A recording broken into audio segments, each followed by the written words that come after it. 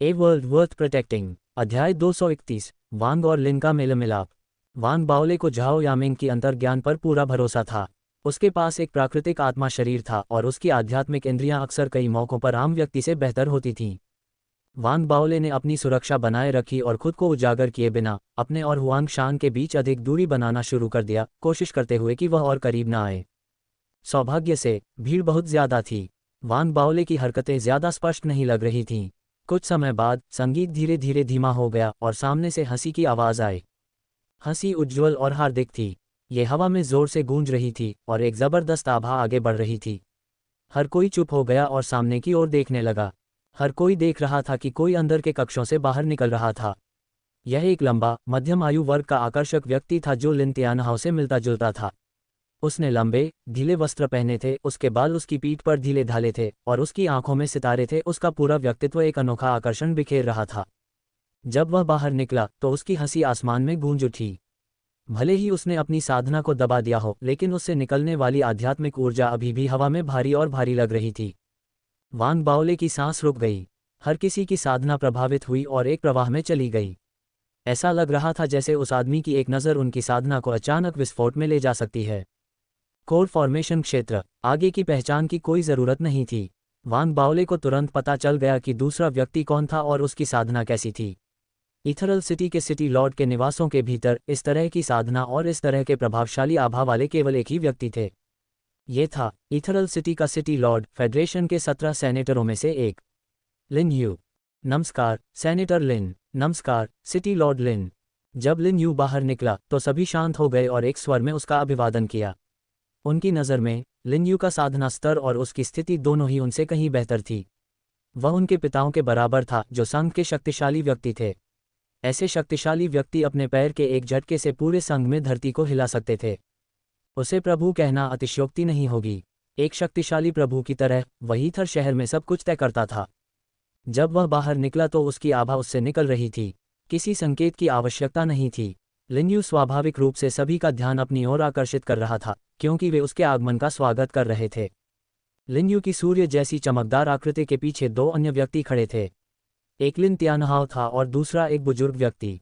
बूढ़े व्यक्ति के चेहरे पर झुर्रियां थीं। वह एक बूढ़े नौकर की तरह लग रहा था। उसके हाथ आस्तीन में बंधे हुए थे, उसकी पीठ थोड़ी झुकी हुई थी और चलते समय उसका सिर नीचे झुका हुआ था। वह हमेशा मुस्कुराता हुआ लग रहा था।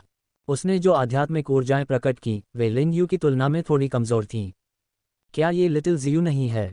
आपके पिता ने हमारी पिछली मीटिंग के दौरान आपके बारे में बात की थी। जैसे ही लिन यू बाहर निकले उनके चेहरे पर वसंत की तरह एक उज्ज्वल और ताज़ा मुस्कान थी। उनकी आंखें भीड़ से आगे निकल गईं। उन्होंने सिर हिलाया और उन्हें देखकर मुस्कुराए, कुछ शब्दों का आदान प्रदान किया। भतीजे कुन, आपके पिता की चोटें कैसी हैं? मैंने उन्हें सालों से नहीं देखा है। वे पिछले कुछ सीनेट मीटिंग में शामिल नहीं हुए हैं। चारों दाव कॉलेजों से प्रत्येक शिष्य समूह पिछले की तुलना में अधिक से अधिक अनुकरणीय बन रहा है। आप सभी अच्छे अच्छे लोग हैं। संघ में आपके साथ हम बड़े लोग निश्चिंत हो सकते हैं। आप में से बहुत से लोग हैं जो संभवतः इस चक्र के मिस्टिक लूना दायरे में भाग लेने जा रहे हैं। मैं आप सभी को फाउंडेशन स्थापना क्षेत्र में आपके शीघ्र उत्थान की अग्रिम शुभकामनाएं देता हूं।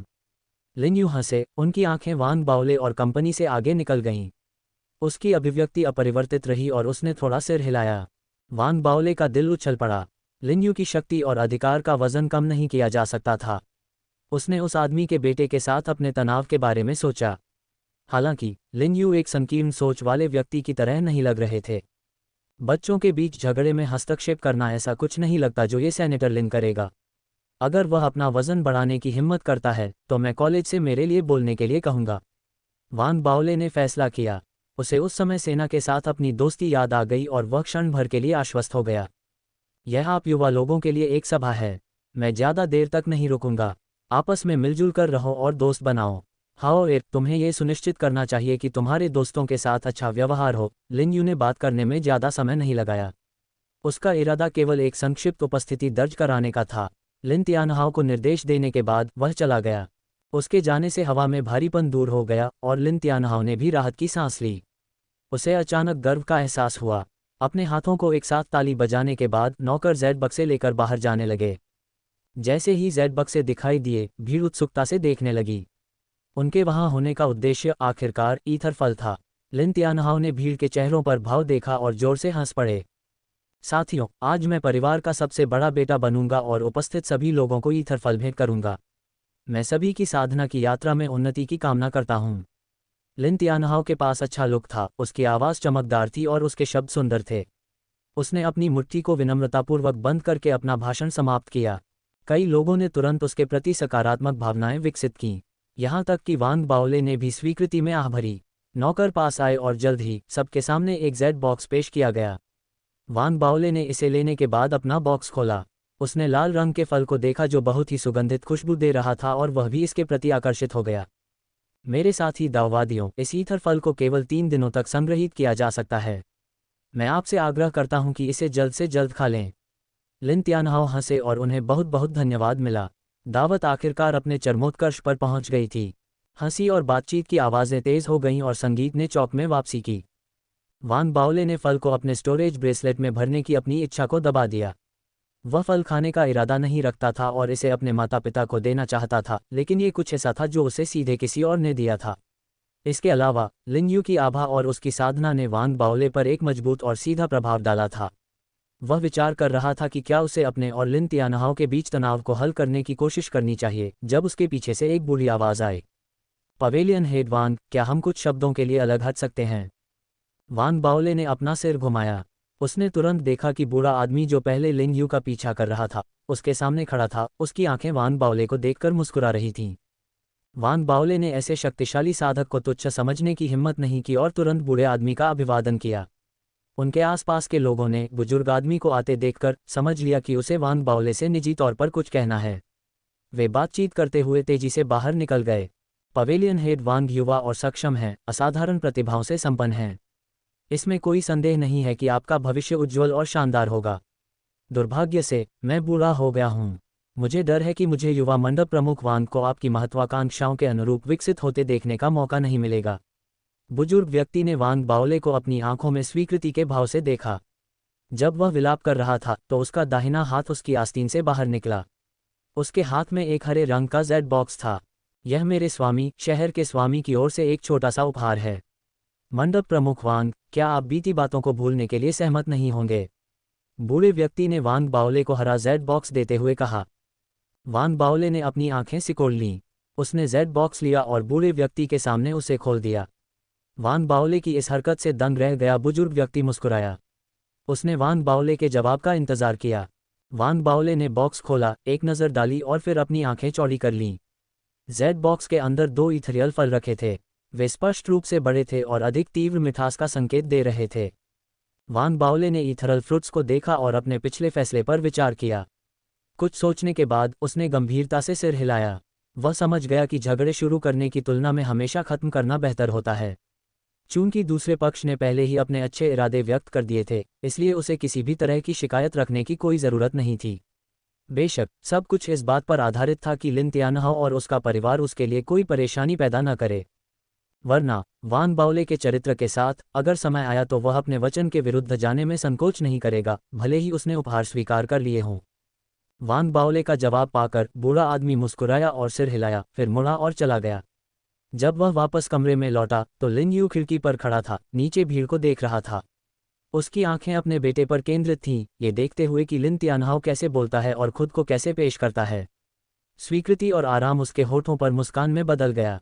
मास्टर, वांग बाओले सुलह के लिए सहमत हो गए हैं। बुजुर्ग व्यक्ति लिन यू के सामने खड़ा हुआ और सम्मानपूर्वक बोला। मुझे उम्मीद है कि हाओ एर मेरे कार्यों के पीछे के कारणों को समझ जाएगा। लिन तियानहाओ ने भीड़ में खड़े लिन तियानहाओ को देखा और आह भरते हुए कहा। युवा मास्टर इस परीक्षण के बाद स्पष्ट रूप से समझदार हो गए हैं। ये सब वांग बाओले की बदौलत है, बुजुर्ग व्यक्ति ने मुस्कुराते हुए कहा। बूढ़े व्यक्ति द्वारा वांग बाओले का जिक्र किए जाने पर लिन यू की नज़र लिन तियानहाओ से हटकर वांग बाओले पर पड़ी। वह मुस्कुराने से पहले बहुत देर तक वांग बाओले को देखता रहा। ये वांग बाओले कुछ ही समय में एक साधारण छात्र से धार्मिक आयुध मंडप के उपमंडप प्रमुख के रूप में उभरकर सामने आया है। वह इथरियल दाओ कॉलेज में प्रसिद्ध है। ऐसा कोई नहीं है जो उसे न जानता हो। सेना ने भी उसके प्रति अपनी प्रशंसा दिखाई है। यहाँ तक कि संघ के अध्यक्ष भी उसका नाम जानते हैं। उसे 100 पौधों में से एक के रूप में निश्चित स्थान भी दिया गया था। मैंने भी शुरू में उसकी क्षमता का गलत अनुमान लगाया था। यह अच्छी बात थी कि हाओ एर ने ऐसे व्यक्ति को उकसाया। कम से कम ये कुछ ऐसा है जिसे वांग बाओले की पूरी क्षमता तक पहुंचने से पहले हल करना मेरे अधिकार में है। बाद में, जब यह मेरे नियंत्रण के दायरे में नहीं रहेगा तो यह विनाशकारी होगा। लिन यू से इतनी प्रशंसा सुनकर बुजुर्ग व्यक्ति ने आह भरी। वह एक नया उभरता हुआ सितारा है। अगर कोई दुर्घटना नहीं होती, अगर वह मौत के मुंह में नहीं जाता या गलत रास्ते पर नहीं जाता, तो इसमें कोई संदेह नहीं है कि उसका भविष्य उज्ज्वल होगा। उसके जैसा व्यक्ति पूरी तरह से अछूत नहीं है, लेकिन इसकी कीमत बहुत ज्यादा है। 4 दाव कॉलेज अंधे नहीं हैं। मास्टर के लिए अपने प्रतिष्ठित पद को अलग रखना और सुलह की तलाश करना एक शानदार कदम था। आप जितना आगे बढ़ेंगे उतना ही आपका सम्मान और डर बढ़ेगा। शक्ति अपने आप में एक कला है जिसके लिए दोनों पक्षों को बातचीत और समझौता करना पड़ता है। इसके अलावा वांग बाओले इस समय मेरे लिए एक हद तक समझौता करने के लिए पर्याप्त योग्य है, लिन यू ने धीरे से कहा। जैसे ही लिन यू ने धीरे से बात की, उसका भाव बदल गया। उसने अपना सिर उठाया और भीड़ को देखा। उसके बगल में बैठे बुजुर्ग व्यक्ति ने भी कुछ नोटिस किया। उसने बाहर देखा और सुना, जो एक जीवंत और हलचल भरा चौक था, वहां अचानक झगड़े की आवाजें गूंजने लगीं। विवाद की आवाजें चौक से आ रही थीं, जहां जुओ युफान खड़ा था। लिन यू और बूढ़े आदमी के अलावा चौक पर मौजूद कई अन्य लोगों ने भी इस हंगामे को देखा था। वांग बाओले और झाओ यामिंग ने भी देखा। वे दूसरों के साथ हंसी मजाक करते हुए दिखाई दिए, जबकि वे वास्तव में ट्रैप्स पवेलियन के हुआंग शान को सतर्कता से देख रहे थे। अब जब उन्हें एहसास हुआ कि जुओ युफान को कुछ समस्याओं का सामना करना पड़ा है, तो दोनों ने तुरंत देखा। उन्होंने देखा कि जुओ यिक्सियन जुओ युफान के सामने खड़ा था। उसका दाहिना हाथ उठा हुआ था और एक उंगली जुओ युफान की ओर इशारा कर रही थी। उसकी आंखों में एक ठंडी चमक थी और वह कुछ कह रहा था। जुओ युफान के चेहरे पर भावनाएं तेजी से उभर आईं। ऐसा लग रहा था कि वह खुद को रोकने की पूरी कोशिश कर रहा था। वांग बाओले ने पूरा दृश्य देखा। उसकी पुतलियां सिकुड़ गईं और बिना किसी हिचकिचाहट के वह आगे बढ़ा और जुओ युफान की ओर बढ़ गया। झाओ यामिंग ने भी संकोच नहीं किया। इथरियल दाओ कॉलेज में उसके कुछ ही दोस्त थे। उन दोस्तों में से वांग बाओले और जुओ युफान को उसका सच्चा साथी माना जा सकता था। ये वैसा ही था जैसा वांग बाओले ने कहा था, वे तीनों एक साथ मौत से बच गए थे। यह एक ऐसा बंधन था जिसने उसे वांग बाओले का अनुसरण करने और बिना किसी हिचकिचाहट के जुओ युफान की ओर भागने के लिए मजबूर किया। जैसे ही दोनों पास आए, उन्होंने जुओ यीशन को ठंडे स्वर में बोलते हुए सुना। उसके शब्द ताना मार रहे थे। सांग एक चीज को छोड़कर एकदम सही है, और वह ये है कि जो कोई भी इस वर्दी को पहनता है वह कोई बन सकता है। ओह ठीक है यिफान, तुम कुछ समय से घर नहीं लौटे हो। मैं तुम्हें कुछ बताना भूल गया। तुम्हारी माँ की कब्र को कुछ समय पहले मेरे नौकरों के कुत्तों में से एक ने क्षतिग्रस्त कर दिया था। माफ करना। ये शब्द जुओ यिफान के दिल में चुभने वाले अदृश्य ब्लेड की तरह थे और उसकी आंखें तुरंत लाल हो गईं। उसके होठों से एक नीची जानवर जैसी दहाड़ निकली और उसके चेहरे पर काले धब्बे उभर आए। उसके सारे विचार एक तरफ हो गए। आत्मनियंत्रण के उसके प्रयास एक बांध के ढहने की तरह टूट गए और बाढ़ के दरवाजे खुल गए। बाढ़ का पानी बाहर निकल आया। उसने अपनी मुट्ठियां कस लीं और उसका शरीर अपने चरम क्रोध में कांप उठा। वह आगे बढ़ने वाला था। जुओ यिक्सियन की आंखें चमक उठीं और उसके होठों पर एक ठंडी मुस्कान आ गई। वह इसी का इंतजार कर रहा था, उसका छोटा भाई उस पर हमला करेगा। लेकिन जैसे ही जुओ यिक्सियन की मुस्कान उसके चेहरे पर उभरी और जुओ युफान गुस्से में आगे बढ़ा, अचानक एक गोल और गोल-मटोल आकृति दूर से आगे बढ़ी। यह इतनी तेज थी कि इसकी गति सभी की उम्मीदों से कहीं ज्यादा थी। चौक पर मौजूद साधकों को अपनी आंखों के सामने केवल धुंधलापन दिखाई दिया। जब स्पष्टता वापस आई तो उन्होंने जुओ युफान और जुओ यिक्सियन के बीच वांग बाओले को खड़ा देखा। वह एक पल में आ गया, खुद को जुओ युफान के सामने रख दिया और जुओ यिक्सियन की नज़र को अवरुद्ध कर दिया। वह एक ऊंचे पहाड़ की तरह था, ऊंचा खड़ा था और एक चौंकाने वाला और प्रभावशाली आभा बिखेर रहा था जो उसके व्यक्तित्व से फूट पड़ा और सभी को हिलाकर रख दिया। वांग बाओले की आंखों में हिंसा खुलकर चमक उठी। तुम अपने आप में बहुत भरे हुए लगते हो। वांग बाओले ने जुओ युफान को आगे बढ़ने से रोका और जुओ यिक्सियन को घूर कर देखा। युफान मेरा भाई है। अगर तुम्हारे मन में उसके खिलाफ कुछ है तो मेरे पास आओ। पिछली बार तुम्हें पीटने में मुझे बहुत मजा नहीं आया। वांग बाओले ने नाक सिकोड़ी। उसने अपना विशाल आकार जुओ यिक्सियन की ओर घुमाया, जिसके चेहरे पर एक बदला हुआ भाव था, और बाद वाले को घृणा से घूरता रहा। जुओ यिक्सियन के चेहरे के भाव एक बदसूरत रूप में बदल गए। वांग बाओले के आने और उसके शब्दों ने जुओ युफान को उसकी शुरुआती कांपती हुई अवस्था से धीरे धीरे शांत किया। वह अंधा क्रोध जो उसने महसूस किया था, एक बार फिर उसके दिल में गहराई तक उतर गया। वह महसूस कर सकता था कि वांग बाओले की उपस्थिति के साथ वह और अधिक शांत हो रहा था। अपने सामने पहाड़ जैसी आकृति को घूरते हुए जुओ युफान स्पिरिट ब्रीथ विलेज और कूलम बेसिन की घटनाओं और उस समय हुए समान दृश्यों के बारे में सोचने से खुद को रोक नहीं सका। ऐसा लग रहा था कि जब तक वांग बाओले वहां है, सब कुछ ठीक हो जाएगा। जैसे ही वांग बाओले और जुओ यिक्सियन आमने सामने खड़े थे, झाओ यामिंग भावशून्य होकर बाहर चला गया और वांग बाओले के बगल में रुक गया। उसकी चुप्पी के बावजूद ये स्पष्ट था कि वह कहाँ खड़ी थी और किसके साथ खड़ी थी। उसके दिखने से जुओ यिक्सियन पर पहले से ही महसूस हो रहे दबाव में और वृद्धि हो गई। भीड़ में से कई लोग झाओ यामिंग की पृष्ठभूमि से अनजान थे, लेकिन उसने कुछ बातें सुनी थीं। यही कारण था कि स्पिरिट ब्रीथ विलेज में झाओ यामिंग से उसकी मुलाकात नहीं हुई थी। झुओ युफान को भड़काने के पीछे उसका मूल उद्देश्य उसे अपनी मर्जी से उस पर हमला करने के लिए उकसाना था।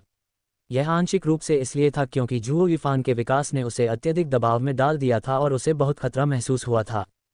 वह अच्छी तरह से जानता था कि परिवार के कबीले के रहस्यवादी स्क्रॉल में स्पष्ट रूप से दर्ज किया गया था कि यदि किसी युद्ध सैनिक की शक्ति उसके मेजबान से अधिक है, तो मेजबान का पूर्व द्वारा पराजित और भस्म हो जाना असंभव नहीं है। ऐसा कुछ था जो वह कभी नहीं होने देगा। वह झुओ युफान को मजबूत होने दे सकता था, लेकिन ये कुछ ऐसा होना चाहिए जो उसके नियंत्रण में हो। उसने शुरू में स्पिरिट ब्रीथ विलेज में एक योजना बनाई थी, लेकिन वांग बाओले ने इसे बर्बाद कर दिया था। परिणामस्वरूप झुओ युफान को 8 इंच की स्पिरिट रूट मिल गई। उनके परिवार के कबीले के युद्ध सैनिक रहस्यवादी कलाओं को नियंत्रित करने वाले नियमों और कानूनों का मामला भी था। ये कर्म और कारण और प्रभाव से संबंधित था और बेहद जटिल था। सीधे शब्दों में कहें तो नफरत वह बीज था जो दोनों को एक साथ बांधता था। युद्ध सैनिक जितनी अधिक नफरत महसूस करता, उसकी जड़ें उतनी ही गहरी होती। जिस दिन बीज फल देता, वह दिन होता जब मेजबान युद्ध सैनिक पर पूरा नियंत्रण हासिल कर लेता और युद्ध सैनिक को अपनी हथेली में जकड़ लेता। पूरी प्रक्रिया जटिल और उलझी हुई थी।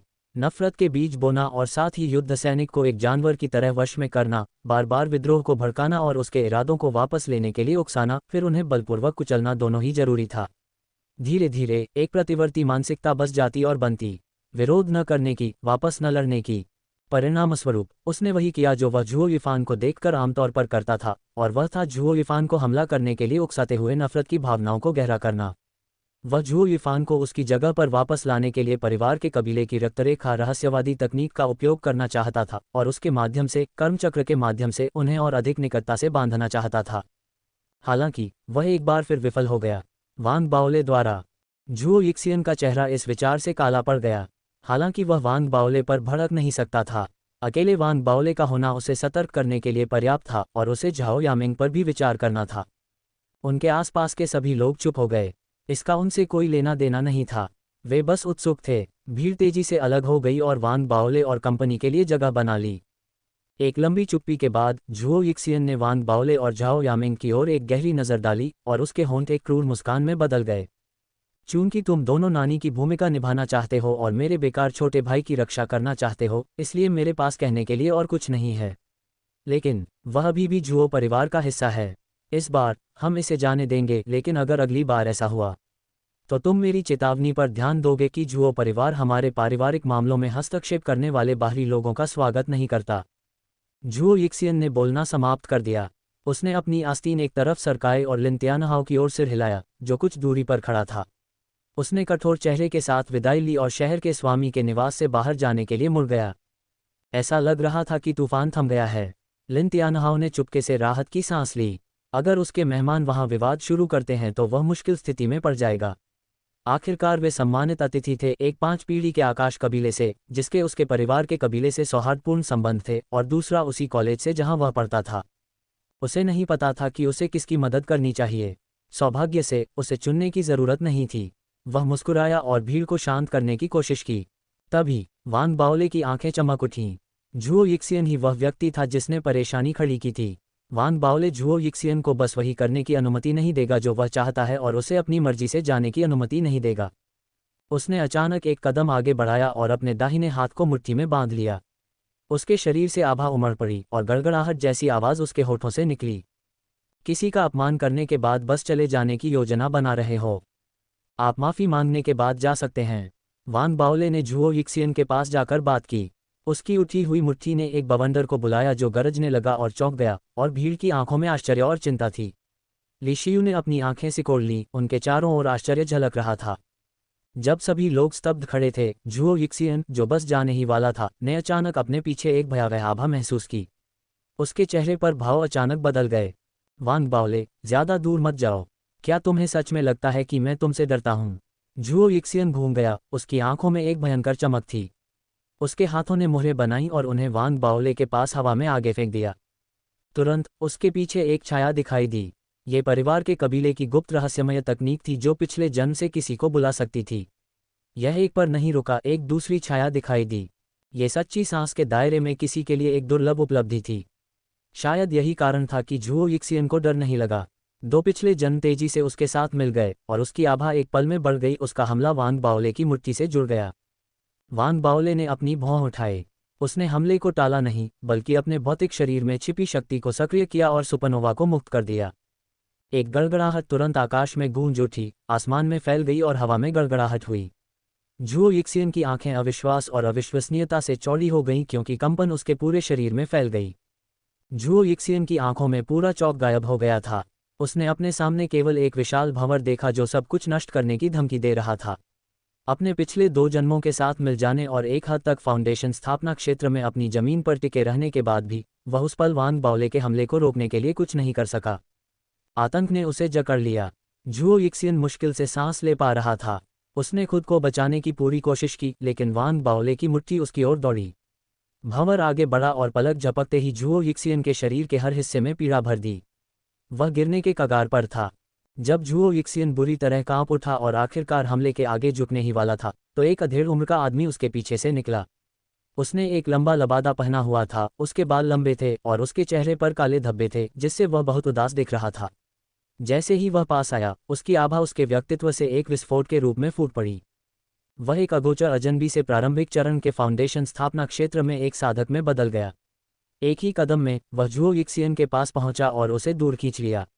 उसके बाएं हाथ ने हाथ की मुहरें बनाई और उन्हें पास आ रहे वांग बाओले की ओर धकेल दिया। भागो, अधेड़ उम्र के आदमी ने नाक से कुड़ी। उसके उठे हुए दाहिने हाथ में अचानक काले कोहरे से बना एक विशाल हाथ दिखाई दिया। इसने झुओ यिक्सियन की जगह ले ली और वांग बाओले से जुड़ गया। कुछ ही सेकंड में सब कुछ हो गया। झुओ यिक्सियन के एक गंभीर परिस्थिति में फंसने से लेकर अजीब और रहस्यमय आदमी के प्रकट होने और काले कोहरे से बने विशाल हाथ को छोड़ने तक। जैसे ही अधेड़ उम्र का आदमी दिखाई दिया और वांग बाओले के हमले का मुकाबला करने के लिए झुओ यिक्सियन की जगह ली, हवा में एक जोरदार धमाका हुआ। तेज गड़गड़ाहट की आवाज़ हर तरफ सुनाई दी। वांग बाओले कांप उठा और कुछ कदम पीछे हट गया। उसकी सांसें तेज हो गईं, लेकिन खून बहने का कोई निशान नहीं था। झाओ यामिंग और झुओ युफान आगे बढ़े और उसे संभाला। वांग बाओले ने अचानक अपना सिर उठाया और अधेड़ उम्र के आदमी को घूरने लगा। अधेड़ उम्र के आदमी ने भौहें सिकोड़ीं। उसे कोई चोट नहीं लगी। उसने अपना दाहिना हाथ पीछे खींच लिया, जो झटके के कारण कांप रहा था।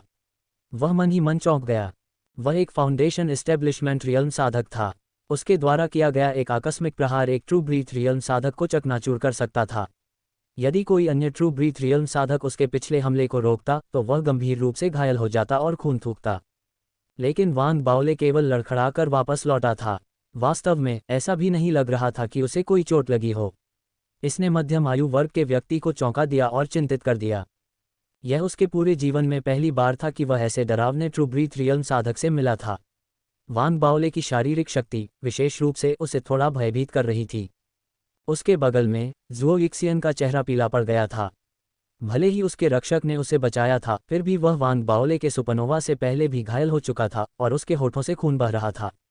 अपने रक्षक द्वारा बचाए जाने के बावजूद वह एक बड़ी भीड़ के सामने फिर भी घायल हो गया था। झुओ यिक्सियन का चेहरा और कान उसी क्षण जल गए और उसकी आंखें लाल हो गईं। वह अचानक गुर्राते हुए थोड़ा पागल लग रहा था। पुजारी झुओ, मैं तुम्हें उसे नीचे उतारने का आदेश देता हूँ। उनके सामने ये दृश्य देख रही भीड़ तुरंत पीछे हट गई और उनके लिए एक बड़ी जगह खोल दी। ली और अन्य 100 अंकुरों के अलावा जो वांग बाओले की क्षमताओं से अधिक परिचित थे, लिशियू जैसे अन्य लोग वांग बाओले को पहली बार लड़ते हुए देख रहे थे। उनके भीतर भावनाओं की लहरें उठ रही थीं। वांग बाओले की शारीरिक शक्ति और लचीलेपन की भयावह शक्ति ने एक मजबूत और तत्काल प्रभाव डाला था। चैम्बर के अंदर ऊंची जमीन पर खड़े होकर लिन यू भी लड़ाई देख रहे थे। हालांकि उनका ध्यान लिन त्यानहाओ पर था। मास्टर, क्या मुझे बीच में आकर लड़ाई रोक देनी चाहिए? लिन यू के पीछे खड़े बूढ़े व्यक्ति ने चुपचाप पूछा। कोई ज़रूरत नहीं है, मैं देखना चाहता हूं कि हाओ एर इस मामले को कैसे सुलझाएगा। लिन यू ने अपना सिर हिलाया। उसकी आंखें लिन त्यानहाओ को देखती रहीं, जो हिचकिचाहट और उलझन में लग रहा था। धीरे धीरे उसकी निगाहों में निराशा उभर आई। चाहे उसने किसी की भी मदद की हो, मैं उसे अपना समर्थन देता, लेकिन यह उसका घर है और वह मेजबान है।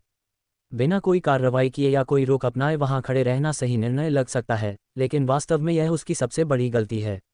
लिन यू ने धीरे से आह भरी।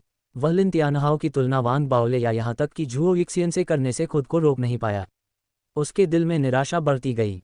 भले ही लिन तियानहाओ वांग बाओले की ताकत और आक्रामकता के स्तर को हासिल न कर पाए, लेकिन लिन यू का मानना था कि अगर वह कम से कम झुओ यिक्सियन के स्तर तक पहुंच जाए तो ये काफ़ी अच्छा होगा। लिन यू ने आह भरी और लिन तियानहाओ हिचकिचाता रहा।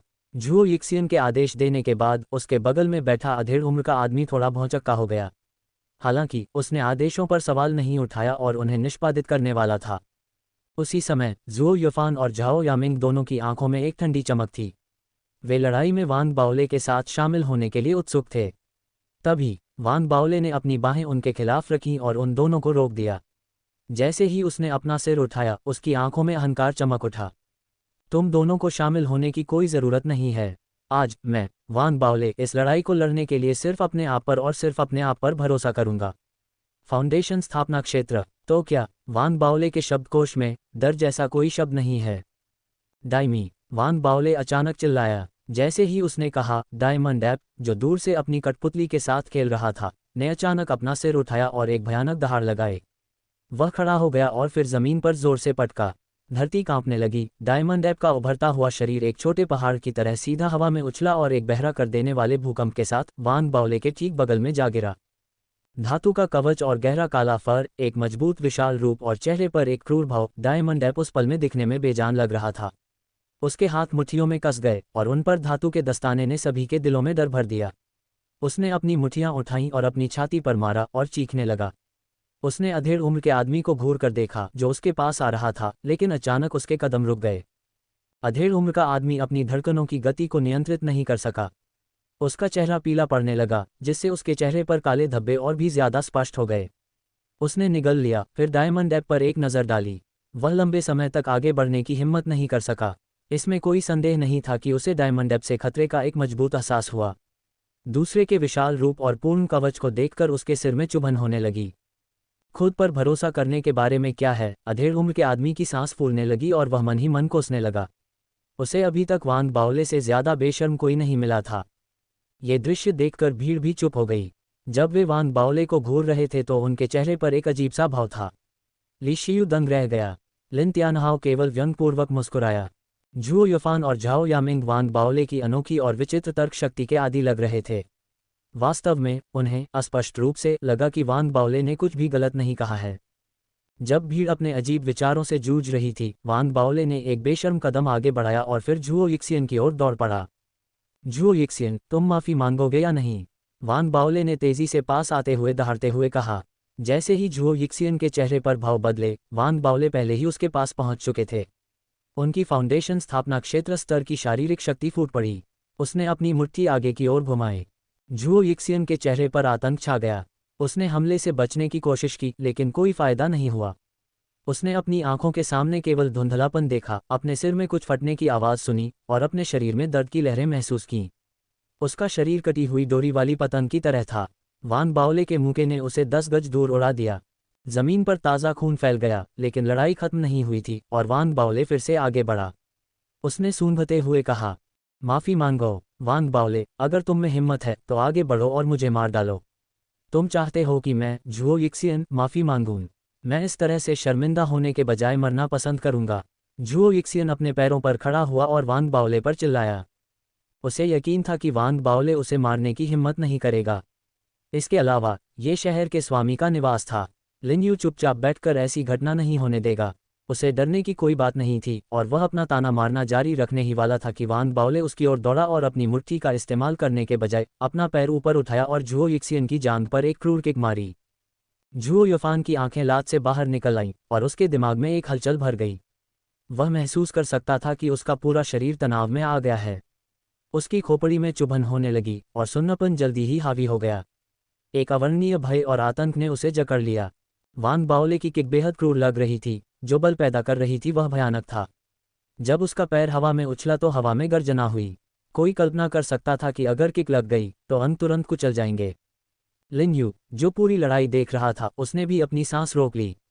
वह व्यंग्यात्मक ढंग से मुस्कुराया और लड़ाई रोकने ही वाला था। इससे पहले कि वह कुछ कह पाता, झुओ यिक्सियन जल्दी से चिल्लाते हुए पीछे हट गया, उसका चेहरा भूत की तरह पीला पड़ गया। मैं गलत था, यफान, मैं गलत था। मुझे लात मत मारो, वांग बाओले, रुक जाओ। उसकी माफ़ी इतनी अचानक थी कि वांग बाओले भी हैरान रह गया। उसे अचानक लगा कि झुओ यिक्सियन कितना बेकार है। भीड़ एक दूसरे को देखती रही, अवाक। वे समझ गए कि किसी की जान कुचलने के भयानक परिणाम क्या होते हैं। हालांकि एक पल में झुओ यिक्सियन का निडर और अहंकारी रवैया और दूसरे ही पल उसका उन्मत्त और कायरतापूर्ण आत्मसमर्पण बहुत तेजी से हुआ। इसने सभी को हैरान कर दिया। जैसे ही झुओ यिक्सियन के शब्द गूंजे, लिन यू की गूंजती आवाज़, अधिकार और शक्ति से भरी हुई, पूरे चौक पर गूंज उठी। बस हो गया। तुम्हें क्या लगता है कि मेरा लिन निवास किस तरह की जगह है? लिन यू की आवाज़ में ताकत का भाव था। जैसे जैसे ये हवा में गूंजती गई, हवा भारी और दमनकारी होती गई। ऐसा लगा जैसे स्वर्ग और पृथ्वी के बीच एक चौंकाने वाली शक्ति उभरी हो और निवास को समुद्र के तल में डुबो दिया हो। उसके प्रभाव से कुछ भी नहीं बच पाया। उनकी हरकतें धीमी हो गईं और सभी के दिल अचानक भय से कांप उठे। वांग बाओले की ऊपर की ओर की किक धीमी हो गई और धीरे धीरे जमीन पर गिर गई। यहाँ तक कि उग्र डायमंड ऐप भी कांप उठा और अपना सिर पीछे की ओर सिकोड़ लिया। लिन तियानहाओ ने देखा कि उसके पिता के मात्र शब्दों से स्थिति का समाधान हो गया और उसने राहत की सांस ली। वह तनाव को और कम करने के लिए जल्दी से आगे बढ़ा।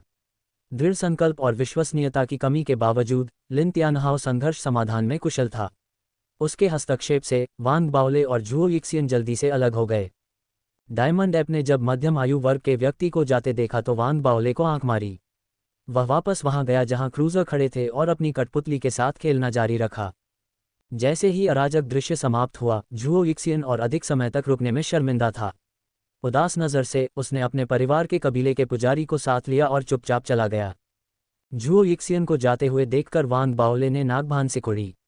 झाओ यामिंग और झुओ युफान के साथ उन्होंने भी जाने का फैसला करने से पहले दूसरों के साथ थोड़ी देर बातचीत की। वे डायमंड ऐप के कंधे पर चढ़ गए और तेजी से भाग गए। भीड़ उनके पीछे हते हुए रूपों को घूर रही थी। वांग बाओले का गुस्सा काफ़ी उग्र है, लेकिन उसका चरित्र उसे एक दोस्त बनाने लायक बनाता है। हालांकि अगर वह इस दौर के मिस्टिक लूना दायरे में भी भाग ले रहा है तो वह निश्चित रूप से एक दुर्जय प्रतियोगी बनेगा, ली जियू ने सोचा। जब उसने अपने आसपास के लोगों को देखा तो उसे लगा कि कई लोग उसी निष्कर्ष पर पहुंचे थे। ये स्पष्ट था कि उनमें से कुछ लोग सच्ची सांस के क्षेत्र के शिखर पर पहुंच चुके थे और उस वर्ष रहस्यवादी लूना क्षेत्र की यात्रा करने और फाउंडेशन स्थापना क्षेत्र में आगे बढ़ने के अवसर के लिए लड़ने का इरादा रखते थे। वांग बाओले की वीरता ने उन्हें तुरंत उसके प्रति अधिक सतर्क बना दिया। साथ ही उन्हें यह भी तय करना था कि अगर वे चंद्रमा पर रास्ते पार करते हैं तो वे उसके साथ कैसे बातचीत करेंगे। देर रात तक दावत चलती रही, हर कोई अपने विचारों में डूबा हुआ था। एक एक करके मेहमान चले गए। ईथर फल दावत आधिकारिक तौर पर समाप्त हो गई। अगले दिन लिन तियानहाओ ईथर दाओ कॉलेज में लौट आया। कॉलेज में छात्रों ने अपनी सामान्य साधना और अन्य गतिविधियां जारी रखीं। वांग बाओले, झाओ यामिंग और झुओ युफान ने भी ऐसा ही किया, हालांकि हुआंग शान के प्रति उनकी सावधानी बनी रही। ये तब तक जारी रहा जब तक कि 2 सप्ताह बाद कॉलेज ने आधिकारिक तौर पर रहस्यवादी लूना क्षेत्र के उद्घाटन के बारे में खबर जारी नहीं की। इस खबर ने तुरंत ही उन शिष्यों के बीच गर्मागर्म बहस छेड़ दी जो सच्ची सांस के क्षेत्र के शिखर पर पहुंच चुके थे। उसी समय वांग बाओले के आवेदन को आधिकारिक रूप से मंजूरी दे दी गई। 2 सप्ताह में अपने साथी शिष्यों के साथ वह ईथरियल दाओ कॉलेज के अंतरिक्ष क्रूजर पर यात्रा करेगा और चंद्रमा की ओर बढ़ेगा। ये तब भी था जब कॉलेज ने शिष्यों से जानकारी की गोपनीयता बनाए रखने का अनुरोध करने के बाद सफल आवेदकों को मिस्टिक लूना क्षेत्र पर विभिन्न संसाधन जारी किए। ऐसा इसलिए किया गया ताकि उन्हें कुछ पूर्व ज्ञान हो और वे आवश्यक तैयारी कर सकें। कॉलेज के संसाधनों में चेन यूटोंग द्वारा प्रदान की गई जानकारी में कुछ ओवरलैप और पूरक जोड़ शामिल थे। इसमें फाउंडेशन स्थापना क्षेत्र में आगे बढ़ने के लिए आवश्यक टुकड़ों के साथ साथ पूरी तरह से बरकरार कलाकृतियों की जानकारी शामिल थी। कुछ विवरण ऐसे भी थे जिनके बारे में चेन यूटोंग को पता नहीं था, जैसे कि फाउंडेशन स्थापना क्षेत्र में आगे बढ़ने के लिए आवश्यक टुकड़ों की संख्या। चेन यूटोंग इसके बारे में अनिश्चित था। कॉलेज द्वारा दी गई जानकारी में आंकड़े स्पष्ट रूप से बताए गए हैं। सामान्य साधक के पास अक्सर पूरी तरह से अक्षुण्ण कलाकृति की खोज करने का सौभाग्य या किस्मत नहीं होती। इसका मतलब है कि उन्हें ऐसे टुकड़े प्राप्त करने की आवश्यकता होगी जो फाउंडेशन स्थापना कोर का निर्माण कर सकें। फेडरेशन द्वारा एकत्रित किए गए डेटा और ट्रू ब्रीथ दायरे से फाउंडेशन स्थापना दायरे में बार बार सफल प्रगति के माध्यम से संचित किए गए डेटा के आधार पर किसी को आमतौर पर अपने फाउंडेशन स्थापना कोर को बनाने के लिए 20 टुकड़ों की आवश्यकता होती है। आवश्यक मात्रा ने कार्य की कठिनाई को बहुत बढ़ा दिया। मिस्टिक लूना दायरे में टुकड़े प्राप्त करना पहले से ही चुनौतीपूर्ण था। इसके अलावा पाए गए सभी टुकड़े किसी के फाउंडेशन स्थापना कोर के लिए इस्तेमाल नहीं किए जा सकते थे। यहाँ तक कि अगर कोई एक टुकड़ा खोजने में कामयाब भी हो जाता है तो उसे आगे बढ़ने के लिए 20 से ज़्यादा टुकड़ों की ज़रूरत होगी। अगर प्राप्त किए गए टुकड़ों की संख्या बहुत कम थी तो फाउंडेशन स्थापना कोर में आगे बढ़ने की विफलता दर बहुत ज़्यादा थी। यही कारण है कि जब तक कि कोई गंभीर परिस्थिति न हो, कोई भी कम से कम 20 टुकड़े प्राप्त किए बिना प्रयास करने का जोखिम नहीं उठाएगा।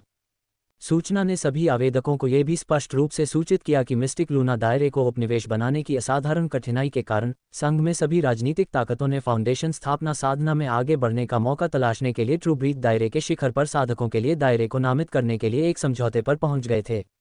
उसी समय एक और कानून भी लागू किया गया था। इस कानून पर हस्ताक्षर किए गए और इसे फेडरेशन सरकार, 17 सेनेटरों वाली सीनेट, 4 दाव कॉलेज, 2 मुख्य संप्रदाय, 5 पीढ़ी के स्काई कबीले और त्रिलुनारिस कॉर्पोरेशन द्वारा लागू किया गया। वे परस्पर एक दूसरे से बंधे हुए थे। हर बार जब रहस्यवादी क्षेत्र खोला जाता था तो कोई भी राजनीतिक ताकत ट्रू ब्रीथ क्षेत्र साधक के आगे बढ़ने के प्रयासों में हस्तक्षेप नहीं करती थी। किसी भी दुर्घटना को रोकने के लिए हर बार रहस्यवादी क्षेत्र को खोलने पर एक सील लगाई जाती थी। ट्रू ब्रीथ क्षेत्र को पार करने वाले किसी भी व्यक्ति को क्षेत्र में कदम रखने से रोकने के लिए एक सरणी गठन सक्रिय किया जाएगा। जो कोई भी कानून तोड़ने की कोशिश करेगा वह सार्वजनिक दुश्मन बन जाएगा और उस पर मुकदमा चलाया जाएगा। यह विधि यह सुनिश्चित करने के लिए लागू की गई थी कि रहस्यवादी लूना क्षेत्र में जो कुछ भी हुआ वह उनकी सर्वोत्तम क्षमता के अनुसार न्यायपूर्ण और निष्पक्ष था। यह विभिन्न राजनीतिक ताकतों के शीर्ष ट्रू ब्रीथ क्षेत्र साधकों को क्षेत्र में रहते हुए दुर्भावनापूर्ण हमलों और हत्याओं से बचाने के लिए था। हालांकि मिस्टिक लूना दायरे में अपने स्वयं के खतरे भी थे। इसके भीतर अजीबोगरीब जानवर और विचित्र मौसम की घटनाएं थीं जो कल्पना से परे थीं और इतनी शक्तिशाली थीं कि वे किसी के शरीर और आत्मा को नष्ट कर सकती थीं। परिणामस्वरूप दायरे में प्रवेश करने वाले प्रत्येक व्यक्ति को एक ज़ेड टोकन दिया जाता था जिसका उपयोग जीवन या मृत्यु की स्थिति के दौरान किया जा सकता था। एक बार टूटने पर टोकन एक सरणी गठन की शक्ति को सक्रिय करेगा और एक सुरक्षात्मक अवरोध को बनाएगा। सरणी गठन व्यक्ति को तुरंत रहस्यवादी दायरे से बाहर भी भेज देगा। सिस्टम में खामी खोजने के लिए जेड टोकन का फायदा उठाने से किसी को रोकने के लिए टोकन को तोड़ने वाला व्यक्ति उस वर्ष के दौर के लिए फिर से मिस्टिक लूना दायरे में प्रवेश करने का अपना अधिकार खो देगा। यह इस बात पर ध्यान दिए बिना था कि वे सफलतापूर्वक फाउंडेशन स्थापना दायरे में पहुंचे थे या नहीं। इसके अलावा जब तक वे जेड टोकन को तोड़ने से पहले फाउंडेशन स्थापना क्षेत्र में नहीं पहुंच जाते तब तक उनके फाउंडेशन स्थापना कोर के लिए प्राप्त सभी टुकड़ों का स्वामित्व फेडरेशन को हस्तांतरित हो जाएगा और अब वे किसी एक व्यक्ति के नहीं होंगे। यह क्षेत्र में जो कुछ भी उन्होंने पाया था उसे छोड़ देने के समान था। यही कारण है कि जब तक उन्हें एक कोने में धकेल दिया जाता है और वे जीवन या मृत्यु की स्थिति का सामना नहीं कर रहे होते हैं जिससे उन्हें कोई रास्ता नहीं दिखता, कोई भी स्वेच्छा से अपने जेड टोकन को नहीं तोड़ता। ये फाउंडेशन स्थापना क्षेत्र को प्राप्त करने के सभी अवसरों को छोड़ने के समान था। उपरोक्त केवल मिस्टिक लूना क्षेत्र के नियमों और विनियमों से संबंधित जानकारी थी। ध्यान से पढ़ने के बाद वांग बाओले को मिस्टिक लूना क्षेत्र के बारे में कुछ जानकारी भी मिली। संपूर्ण मिस्टिक लूना क्षेत्र ने पूरे चंद्रमा की सतह का 70% हिस्सा घेर लिया। 50% चंद्रमा का दृश्य पक्ष था, शेष 20% चंद्रमा का अंधेरा पक्ष था। हालांकि चांद का दृश्य भाग ज्यादा जमीनी क्षेत्र में फैला हुआ था, लेकिन कई ऐसे क्षेत्र जहां टुकड़े आसानी से मिल सकते थे वहां पहले से ही खनन करके उन्हें खाली कर दिया गया था। हालांकि राक्षसों के दर्शन कम थे और अगर कोई कुछ ज्यादा अजीब मौसम की घटनाओं से बचने का ध्यान रखता तो यह क्षेत्र अपेक्षाकृत सुरक्षित था, लेकिन कुछ भी मूल्यवान खोजने के लिए ज्यादा किस्मत की जरूरत थी। हालांकि चांद का अंधेरा हिस्सा खतरे से भरा हुआ था। हर कोने के पीछे मौत मंडरा रही थी, खतरा बहुत ज्यादा था। इसकी तुलना में वहां बहुत ज्यादा टुकड़े मिल सकते थे। हालांकि एक सच्चे सांस क्षेत्र के शिष्य को सावधानी से बाधाओं पर विचार करने और उनका मूल्यांकन करने की आवश्यकता होगी। दी गई सामग्री में इस बात पर भी बार बार जोर दिया गया था कि रहस्यवादी चंद्र क्षेत्र में प्रवेश करने वाले सभी शिष्यों को चंद्रमा के अंधेरे पक्ष के हाईलाइट किए गए 20% तक ही जाना था। एक बार जब वे सीमा पर पहुंच गए तो उन्हें आगे नहीं बढ़ना था। ऐसा इसलिए था क्योंकि आगे का क्षेत्र संघ के सरणी गठन के भीतर नहीं आता था। अगर वहां कोई खतरा होता तो वह मदद के लिए सफलतापूर्वक संकेत नहीं भेज पाता। स्वाभाविक रूप से कोई बचाव नहीं होगा। सूचना में यह भी कहा गया था कि चंद्रमा के अंधेरे पक्ष के सबसे दूर, सबसे गहरे क्षेत्र में एक विशाल प्राचीन शव पड़ा था। प्राचीन शव प्राचीन हरे कांस्य तलवार से उत्पन्न हुआ था। 4 दशक पहले कोई व्यक्ति प्राचीन तलवार की मूठ के टुकड़ों के साथ गिर गया था। व्यक्ति का आकार बहुत बड़ा था। शव अंततः चंद्रमा के दूर के हिस्से में उतरा। शव मृत था, लेकिन ऐसा लग रहा था कि उसमें भूत जैसी बुद्धि थी। यह अधिकांश समय शांत और स्थिर पड़ा रहा। हालांकि एक बार जागने के बाद विपत्ति उतर आएगी। कोर फॉर्मेशन क्षेत्र का साधक भी लाश के एक थप्पड़ से तुरंत मर जाएगा। सौभाग्य से पिछले 40 वर्षों में प्राचीन लाश केवल एक बार ही जागी थी। सूचना ने सभी को चंद्रमा के अंधेरे पक्ष की गहराई में कदम न रखने की चेतावनी दी थी। जब तक प्राचीन लाश को हिलाने या जगाने के लिए कुछ नहीं किया जाता, तब तक उसे नहीं जागना चाहिए। वांग बाओले ने सभी सामग्रियों को ध्यान से पढ़ा और जो कुछ उसने सीखा था उससे वह हिल गया। उसने प्राचीन लाश के बारे में सोचा। अपने अविश्वास में वह लिटिल मिस्सी के बारे में सोचने से खुद को रोक नहीं सका। काफी देर तक चुप रहने के बाद वांग बाओले ने अपने विचारों को एक तरफ रख दिया। वह जानता था कि अब ज्यादा समय नहीं बचा है। उसने जो समय बचा था उसका उपयोग किया और एकांत में चला गया। एक तरफ ये सुनिश्चित करना था कि उसका शरीर शीर्ष स्थिति में रहे, दूसरी तरफ ये खुद को फाउंडेशन स्थापना क्षेत्र में अपनी उन्नति के लिए तैयार करना भी था। वांग बाओले ऐसा करने वाले अकेले व्यक्ति नहीं थे। इथरियल दाओ कॉलेज में प्रत्येक ट्रू ब्रीथ रियलम साधक, वास्तव में सभी 4 दाओ कॉलेज, साथ ही फेडरेशन में अन्य राजनीतिक ताकतों से जिन्होंने अपने आवेदन सफलतापूर्वक पूरे कर लिए थे, सभी अपनी अलग अलग तैयारियां कर रहे थे। कॉलेज, वास्तव में सभी 4 दाओ कॉलेज, साथ ही फेडरेशन में अन्य राजनीतिक ताकतों से जिन्होंने अपने आवेदन सफलतापूर्वक पूरे कर लिए थे, सभी अपनी अलग अलग तैयारियां कर रहे थे। वे प्रतीक्षा कर रहे थे मिस्टिक लूना रियलम के प्रवेश द्वार के खुलने का। समय बीतता गया, दिन धीरे धीरे बीतते गए। 2 सप्ताह बाद मिस्टिक लूना रियलम का प्रवेश द्वार आधिकारिक रूप से खुल गया था। जैसे ही फेडरेशन में संबंधित राजनीतिक ताकतों को यह खबर मिली, उन्होंने तुरंत इसे अपने लोगों को जारी कर दिया। अंतरिक्ष क्रूजर जो अपने बंदरगाहों में बैठे थे और मिस्टिक लूना रियलम की ओर बढ़ रहे थे, उनके इंजन सक्रिय होते ही गुनगुनाने लगे। आकाशीय क्रूजर धरती पर आसमान में घूमने वाले क्रूजर से बहुत अलग था। इसे और सटीक रूप से कहें तो ये 100 फीट से ज्यादा लंबे युद्धपोत जैसा था। उस समय यह विशेष रूप से इसके लिए बनाए गए हवाई बंदरगाह में पार्क किया गया था। दूर से देखने पर यह एक विशाल तलवार की तरह लग रहा था जो बेहद प्रभावशाली थी। उसी समय युद्धपोत के भीतर से लगातार गड़गड़ाहट जैसी तेज आवाजें निकल रही थीं। ऊपरी अकादमी द्वीप के शिष्य जिन्होंने चांद पर जाने के लिए आवेदन नहीं किया था, वे सभी शोर सुनकर बाहर निकल आए। जैसे ही उन्होंने युद्धपोत को देखा, उन्हें भावनाओं का ज्वार महसूस हुआ। यह आवाज उसके प्रणोदन के परिणामस्वरूप उत्पन्न हुई थी। यह एक क्रूर जानवर की चीख की तरह लग रही थी। सूचना मिलने के बाद जो लोग वहां पहुंचे थे, वे सभी इससे अचंभित थे। युद्धपोत पर चढ़ने और डेक पर खड़े होने के बाद ही वे शांत हो पाए थे। इथरियल दाओ कॉलेज के सैकड़ों लोग थे जो मिस्टिक लूना दायरे में प्रवेश कर रहे थे। उनमें से ज्यादातर वरिष्ठ शिष्य थे जो कई सालों से अपर अकेडमी द्वीप पर थे। अपने दैनिक जीवन में वे या तो बाहर अभ्यास करते हुए समय बिताते थे या एकांत में साधना करते थे। नतीजतन भले ही उन्हें बाहरी दुनिया के मामलों की कुछ समझ थी, लेकिन वह समझ गहरी नहीं थी। हालांकि उनमें से कुछ ऐसे भी थे जो अपनी नियुक्त भूमिकाओं के कारण वांग बाओले और उनकी पहचान के बारे में जानते थे। जैसे ही भीड़ चांद की ओर जा रहे आकाशीय क्रूजर में मिली, उन्होंने एक दूसरे का सौहार्दपूर्ण ढंग से अभिवादन किया। ट्रैप्स पवेलियन से हुआंग शान भी उनमें से एक था। जैसे ही वांग बाओले क्रूजर पर पहुंचे और दूसरों के साथ अभिवादन का आदान प्रदान किया, उन्होंने हुआंग शान को देखा। वह हमेशा की तरह दिखाई दिए, लेकिन उनके दिल में एक डर की भावना गूंज उठी। हुआंग शान और चेन यूटुंग जैसे वरिष्ठ शिष्यों को छोड़कर वहां बहुत से नए चेहरे नहीं थे, क्योंकि वे शायद वहां मौजूद कुल लोगों की संख्या का केवल 10% थे। झू येफान, झाओ यामिंग और लिन तियानहाओ उनमें से थे। जहां तक डू मिन, चेन जीहेंग और कंपनी का सवाल है, वे भाग लेने में असमर्थ थे क्योंकि वे ट्रू ब्रीथ स्टेज के 5वें स्तर तक नहीं पहुंचे थे। बनी ने पहले भी वांग बाओले से कहा था कि उसे कुछ समय एकांत में बिताने की जरूरत है। बनी का गुरु बेहद सख्त था और उससे बहुत उम्मीदें रखता था, जिसके परिणामस्वरूप वह तब भी एकांत में थी।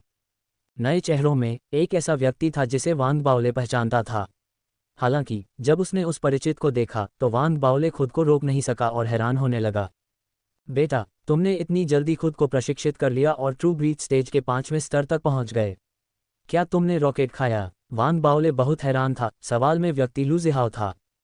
हालांकि वह कॉम्बैट पवेलियन का शिष्य था। जब लू जिहाओ ने वांग बाओले के साथ कॉम्बैट पवेलियन टूर्नामेंट पूरा किया तो उसे एक अच्छा अवसर मिला। इसके कारण वह चेन जीहेंग, डू मिन और कंपनी को भी पछाड़ने में सफल रहा और मिस्टिक लूना क्षेत्र खुलने से ठीक पहले 5वें स्तर के सच्चे श्वास चरण तक पहुंच गया। भले ही यह चौंकाने वाला था, लेकिन ये कल्पना करना असंभव नहीं था कि ऐसा होगा। आखिरकार आत्मा की शुरुआत के युग की शुरुआत के बाद से केवल 40 साल से थोड़ा अधिक समय बीत चुका था। चाहे टुकड़ा संग्रह प्रक्रिया कितनी भी पूरी क्यों न हो, अभी भी कई अज्ञात भूमियां थीं जिसने लू जिहाओ जैसे लोगों को अपनी साधना यात्रा में एक महान अवसर प्राप्त करने की अनुमति दी। उसकी जैसी स्थिति हालांकि असामान्य थी, लेकिन दुर्लभ नहीं थी। वास्तव में फेडरेशन में लू जिहाओ जैसे कई लोग थे जिन्हें ऐसे अवसर प्राप्त हुए थे। इस तरह से साधना के स्तर में उछाल आमतौर पर तब होता था जब कोई अभी भी सच्चे श्वास क्षेत्र में था। एक बार नींव की स्थापना तक पहुंचने के बाद कौशल की इतनी तेजी से उन्नति होना मुश्किल होगा। वान बाओले की बातें सुनकर और वान बाओले के आश्चर्य को देखकर लू जिहाओ प्रसन्न हो गया। वास्तव में उसने बहुत पहले ही वान बाओले को देख लिया था। आखिरकार वान बाओले की शक्ल बेहद खास थी। पहले वह उसका सामना नहीं करना चाहता था, उससे दूर रहता था। हालांकि उस पल उसे लगा कि उसके पास आत्मविश्वास है, इसलिए वह अपने सिद्धांतों पर कायम रहा, जानबूझकर वान बाओले के सामने आया ताकि वह अपनी आंखों से वान बाओले के आश्चर्य को देख सके। तुमने ऐसा क्यों कहा? भले ही तुम डिप्टी पवेलियन हेड हो, लेकिन मैं लू जिहाओ कॉम्बैट पवेलियन से हूँ, तुम्हारे धार्मिक आर्मामेंट पवेलियन से नहीं, और तुम इस तरह से मेरा अपमान करने की हिम्मत कर रहे हो। वान बाओले ने उसे जिस तरह से संबोधित किया, उसे सुनकर लू जिहाओ ने उपहास किया। हाओ, तुम्हारे पास इतनी हिम्मत है कि तुम अपने पिता से इस तरह बात कर रहे हो? वान बाओले ने आश्चर्य से लू जिहाओ को देखा। वह मुड़ा और झुओ यीफान को आवाज़ देते हुए कुछ दूर भाग गया, जो किसी और के साथ मिलनसार तरीके से बातचीत कर रहा था। यीफान, यहाँ मुसीबत है। झुओ यीफान, जो दूसरों के साथ हंस रहा था और बातचीत कर रहा था, ने वान बाओले की बातें सुनने के बाद अपना सिर घुमाया और एक त्वरित नज़र डाली। खुद को माफ़ करने के बाद वह वान बाओले के पास गया। कॉम्बैट पवेलियन के डिप्टी पवेलियन हेड और फेडरेशन के एक अंकुर के रूप में झुओ यीफान अपने अधिकार, युद्ध क्षमताओं और अपने कार्यों को पूरा करने की अपनी क्षमताओं के मामले में एक स्टार था। इसलिए उसका आगमन लू जिहाओ के लिए तनावपूर्ण था, भले ही लू जिहाओ को बहुत गुस्सा आया। आखिरकार वह केवल एक सैनिक था, जबकि झुओ यीफान डिप्टी पवेलियन हेड था। उसने सोचा कि अगर वह दो डिप्टी पवेलियन प्रमुखों के सामने झुक भी जाए तो भी उसके लिए शर्मनाक नहीं होगा। लू जिहाओ को लगा कि वह अपने सिद्धांतों से विचलित नहीं हुआ है, और झुओ यीफान के आने से पहले ही वह वहां से चला गया, और इस दौरान वह लगातार उपहास करता रहा। लू जिहाओ को एक सुंदर राजकुमारी की तरह व्यवहार करते देख वान बाओले भावुक हो गया। मेरा बच्चा बड़ा हो गया है, उसने इस बारे में सोचते हुए अपनी सांसों में बुदबुदाया। वह लू जिहाओ को अपने बड़ों का सम्मान करने का महत्व सिखाने का एक मौका ढूंढना चाहता था, और जैसे ही उसने ये सोचना शुरू किया कि ऐसा कैसे किया जाए, कई आकृतियां दूर से स्काई पाथ आइलैंड से उन्हीं एक इंद्रधनुष बनाते हुए जो तेज गति से आकाशीय क्रूजर की ओर बढ़ रहा था। पूरा इलाका जल्द ही शांत हो गया। वान बाओले ने भी देखने के लिए अपना सिर उठाया और तुरंत देखा कि इंद्रधनुष में एक प्रभावशाली शक्ति थी जो आकाश को प्रभावित करने में सक्षम थी। वे पास आ गए, पलक झपकते ही क्रूजर के पास पहुंच गए। 8 लोग दिखाई दिए, जिनमें से प्रत्येक ने एक प्रभावशाली वाइब दिया। फाउंडेशन स्थापना वाइब्स की तरंगों ने आसपास के क्षेत्र को कंपन करने के लिए प्रेरित किया। एक त्वरित नज़र से भी वान बाओले आश्चर्यचकित थे और बता सकते थे कि वे सभी लोग कोर फॉर्मेशन चरण में थे। उप संप्रदाय के स्वामी जो वान बाओले को बहुत अच्छी तरह से देखते थे, वे भी उनमें से एक थे। एक बुजुर्ग भी थे जो बेहद सख्त दिख रहे थे, लेकिन जब उनकी नज़र चेन यूटोंग और वान बाओले पर पड़ी तो उन्होंने दयालुता का भाव प्रकट किया। वान बाओले ने पहले कभी बुजुर्ग को नहीं देखा था। हालांकि चेन यूटोंग जिस तरह से उत्तेजित दिखाई दे रहे थे, उससे उन्हें तुरंत एहसास हुआ कि बुजुर्ग शायद चेन यूटोंग के ग्रैंड मास्टर थे। उन कोर फॉर्मेशन व्यक्तियों से घिरा नेता एक मध्यम आयु वर्ग का व्यक्ति था, जो एक लंबे सफ़ेद वस्त्र पहने हुए था जो कुछ हद तक विद्वान लग रहा था। वह दयालु लग रहा था और उसकी आंखों में सितारों की चमक थी। क्रूजर में कदम रखने के बाद उसने प्रशंसा की नज़र से भीड़ को देखा।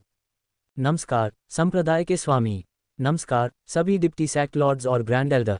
जिस क्षण वह प्रकट हुए, उनके आसपास के वरिष्ठ शिष्य तुरंत उत्तेजित हो गए क्योंकि उन्होंने प्रमुख हस्तियों का अभिवादन किया। सेक्ट लॉर्ड, वान बाओले की आंखें चमक उठीं। ये पहली बार था जब वह इथरियल दाओ कॉलेज के नियंत्रण में उन लोगों से मिले थे। वह अच्छी तरह से जानते थे कि ग्रैंड सुप्रीम एल्डर एक महान व्यक्ति की तरह थे जो दाओ कॉलेज के मामलों में हस्तक्षेप नहीं करेंगे।